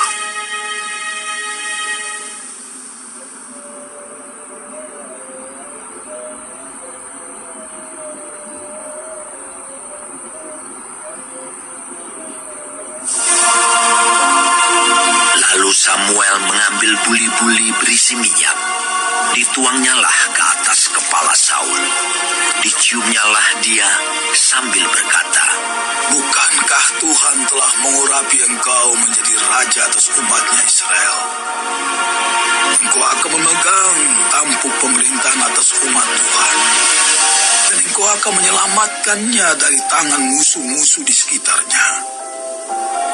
Inilah tandanya bagimu, bahwa Tuhan telah mengurapi engkau menjadi raja atas miliknya sendiri. Apabila engkau pada hari ini pergi meninggalkan aku, maka engkau akan bertemu dengan 2 orang laki-laki di dekat kubur Rahel, di daerah Benyamin, di Zelsa. Mereka akan berkata kepadamu, keledai-keledai yang engkau cari itu telah diketemukan. Dan ayahmu tidak memikirkan keledai-keledai itu lagi, tetapi ia khawatir mengenai kamu. Katanya, apakah yang akan kuperbuat untuk anakku itu? Dari sana engkau akan berjalan terus lagi, dan sampai ke pohon terbanting Tabor. Maka di sana engkau akan ditemui oleh 3 orang laki-laki yang naik menghadap Allah di Betel. Seorang membawa 3 ekor anak kambing, seorang membawa 3 ketul roti, dan yang lain lagi sebuyung anggur. Mereka akan memberi salam kepadamu dan memberikan kepadamu 2 ketul roti yang akan kau terima dari mereka. Sesudah itu, engkau akan sampai ke Gibea Allah, tempat kedudukan pasukan orang Filistin. Dan apabila engkau masuk kota, engkau akan berjumpa di sana dengan serombongan nabi yang turun dari bukit pengorbanan dengan gambus, rebana, suling, dan kecapi di depan mereka. Mereka sendiri akan kepenuhan seperti nabi. Maka roh Tuhan akan berkuasa atasmu. Engkau akan kepenuhan bersama-sama dengan mereka dan berubah menjadi manusia lain. Apabila tanda-tanda ini terjadi kepadamu, lakukanlah apa saja yang didapat oleh tanganmu, sebab Allah menyertai engkau. Engkau harus pergi ke Gilgal mendahului aku, dan camkanlah, aku aku akan datang kepadamu untuk mempersembahkan korban bakaran dan korban keselamatan. Engkau harus menunggu 7 hari lamanya, sampai aku datang kepadamu dan memberitahukan kepadamu apa yang harus kau lakukan. Sedang ia berpaling untuk pergi meninggalkan Samuel, maka Allah mengubah hatinya menjadi lain. Dan segala tanda-tanda yang tersebut itu terjadi pada hari itu juga. Ketika mereka sampai di Gibea dari sana, maka bertemulah ia dengan serombongan nabi. Roh Allah berkuasa atasnya, dan Saul turut kepenuhan seperti nabi di tengah-tengah mereka. Dan semua orang yang mengenalnya dari dahulu melihat dengan heran bahwa ia bernubuat bersama-sama dengan nabi-nabi itu. Lalu berkatalah orang banyak yang satu kepada yang lain, apakah gerangan yang terjadi dengan anak itu? Apa Saul juga termasuk golongan nabi? Lalu seorang dari tempat itu menjawab, siapakah bapak mereka? Itulah sebabnya menjadi peribahasa, apa Saul juga termasuk golongan nabi? Setelah habis ia kepenuhan seperti nabi, pulanglah ia. Dan paman Saul berkata kepadanya dan bujangnya, dari mana kamu? Jawabnya, mencari keledai-keledai itu. Tetapi ketika tidak terlihat, maka kami pergi kepada Samuel. Kemudian paman Saul itu berkata, coba ceritakan kepadaku apa yang dikatakan Samuel kepada kamu. Kata Saul kepada pamannya itu, terus saja diberitahukannya kepada kami bahwa keledai-keledai itu telah diketemukan. Tetapi perihal menjadi raja yang telah dikatakan Samuel kepadanya, tidak diceritakan kepadanya. Kemudian Samuel mengerahkan bangsa itu ke hadapan Tuhan di Mizpah. Dan ia berkata kepada orang Israel itu, beginilah firman Tuhan Allah Israel. Aku telah menuntun orang Israel keluar dari Mesir, dan telah melepaskan kamu dari tangan orang Mesir, dan dari tangan segala kerajaan yang menindas kamu. Tetapi sekarang kamu menolak Allahmu yang menyelamatkan kamu dari segala malapetaka dan kesusahanmu, dengan berkata, tidak, angkatlah seorang raja atas kami. Maka sebab itu, berdirilah kamu di hadapan Tuhan, menurut sukumu dan menurut kaummu. Lalu Samuel menyuruh segala suku Israel tampil ke muka. Maka didapati suku Benyamin.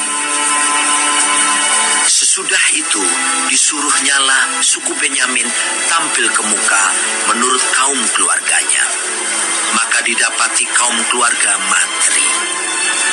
Akhirnya disuruhnyalah kaum keluarga Matri tampil ke muka seorang demi, maka didapati Saul bin Kis. Tetapi ketika ia dicari, ia tidak diketemukan. Sebab itu ditanyakan pulalah kepada Tuhan, apa orang itu juga datang kemari? Tuhan menjawab, sesungguhnya ia bersembunyi di antara barang-barang. Berlarilah orang ke sana dan mengambilnya dari sana. Dan ketika ia berdiri di tengah-tengah orang-orang sebangsanya, ternyata ia dari bahu ke atas lebih tinggi daripada setiap orang sebangsanya. Dan Samuel berkata kepada seluruh bangsa itu, kamu lihatkah orang yang dipilih Tuhan itu? Sebab tidak ada seorang pun yang sama seperti dia di antara seluruh bangsa itu. Lalu bersoraklah seluruh bangsa itu demikian. Kemudian Samuel menguraikan kepada bangsa itu tentang hak-hak kerajaan, menuliskannya pada suatu piagam dan meletakkannya di hadapan Tuhan. Sesudah itu Samuel menyuruh seluruh bangsa itu pulang masing-masing ke rumahnya. Saul pun pulang ke rumahnya ke Gibea. dan bersama-sama dengan dia ikut pergi orang-orang gagah perkasa yang hatinya telah digerakkan Allah. Tetapi orang-orang dursila berkata, Masakan orang ini dapat menyelamatkan kita? mereka menghina dia dan tidak membawa persembahan kepadanya. Tetapi ia pura-pura tuli.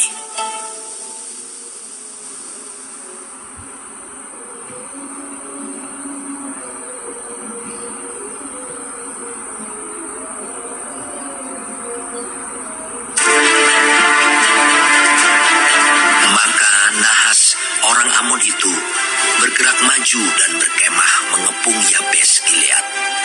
Lalu berkatalah semua orang Yabes itu kepada Nahas, Adakanlah perjanjian dengan kami, maka kami akan takluk kepadamu. Tetapi Nahas orang Amon itu berkata kepada mereka, Dengan syarat inilah aku akan mengadakan perjanjian dengan kamu, bahwa tiap mata kananmu akan kucungkil. Dengan demikian aku mendatangkan malu kepada segenap orang Israel. para tua-tua Yabes berkata kepadanya, Berilah kelonggaran kepada kami 7 hari lamanya, supaya kami mengirim utusan ke seluruh daerah Israel. Dan jika tidak ada seorang pun yang menyelamatkan kami, maka kami akan keluar menyerahkan diri kepadamu.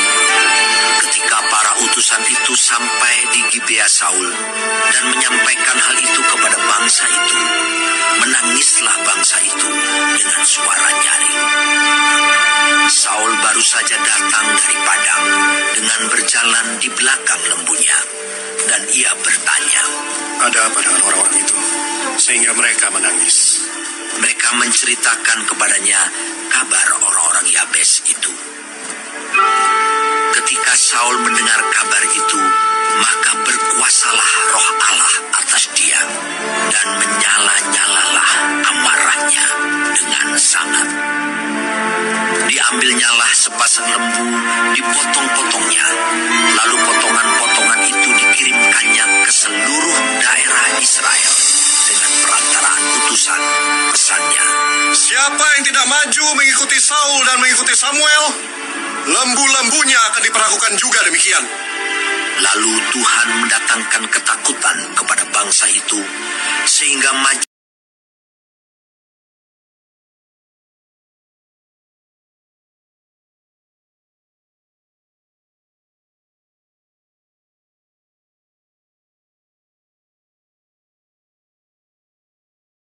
Atau yang ini ada satu turnus. Oh ya, untuk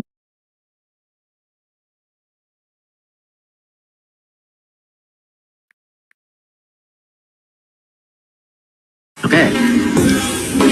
Tanggal 2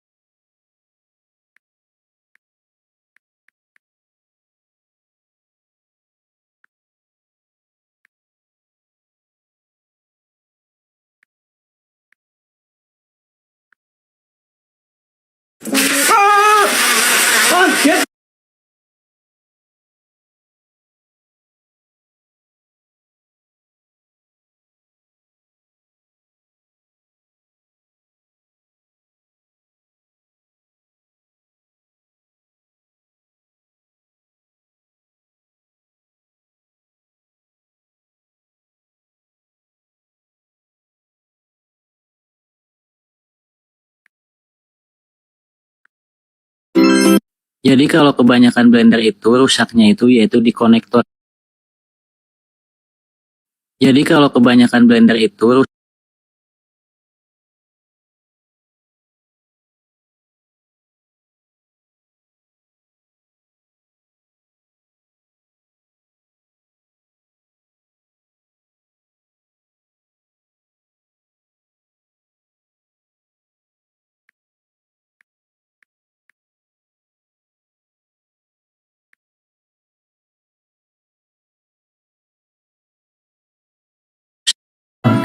This is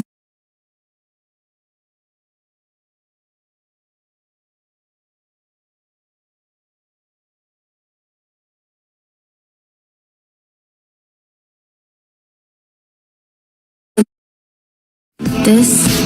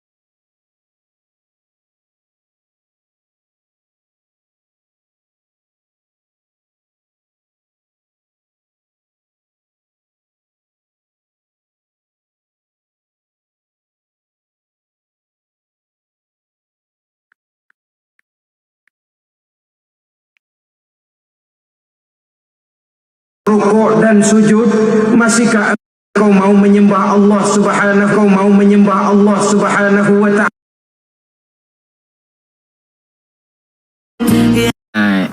Cuma saran saya cuma satu saja, Ibu boleh. Pernahkah? Cuma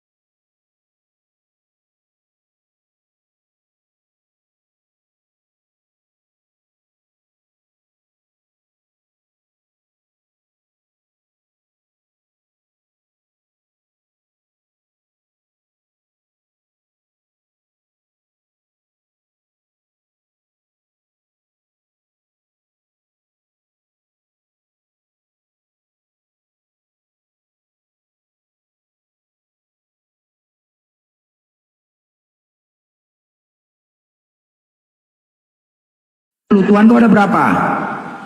Nah, Tuhan kau ada berapa? ya satu. Yesus Tuhan. Iya. Bapa Tuhan. Iya. Roh Kudus Tuhan. Tuhan kau ada berapa? Nah, Tuhan kau ada berapa? ya satu. Yesus Tuhan. Iya. Bapa Tuhan. Iya. Roh Kudus Tuhan. Tuhan kau ada berapa? Nah, Tuhan kau ada berapa? ya satu. Yesus Tuhan. Iya. Bapa Tuhan. Iya. Roh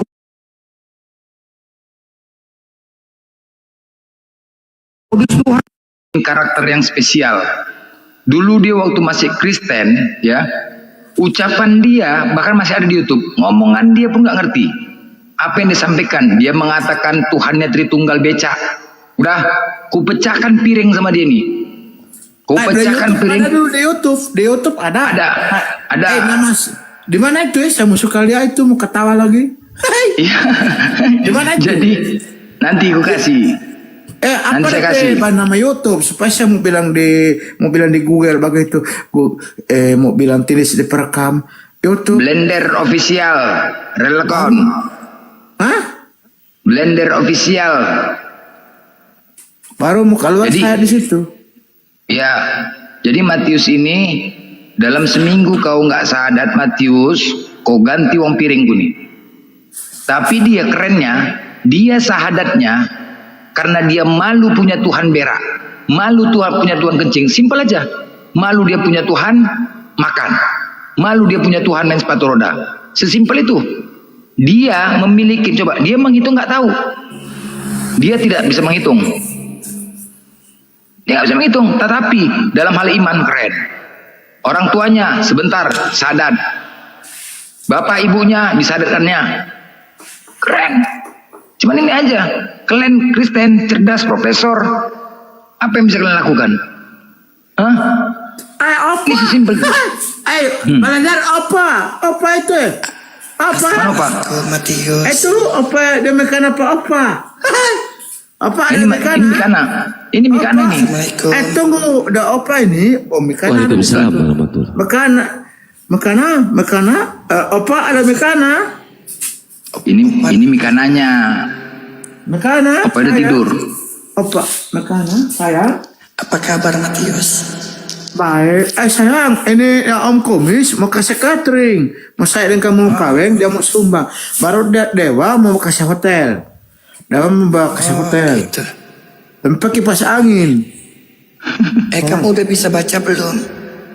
Sudah, baca sedikit. Sayang, coba baca kalau rumah sakit nih.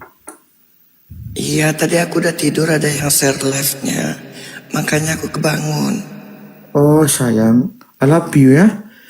Sayang merindu. Besok mau baca cerita, baru mau mimpi. Sayang, kemarin itu saya mimpi basah lagi, ada mimpi basah. Baru mimpi basah kenapa?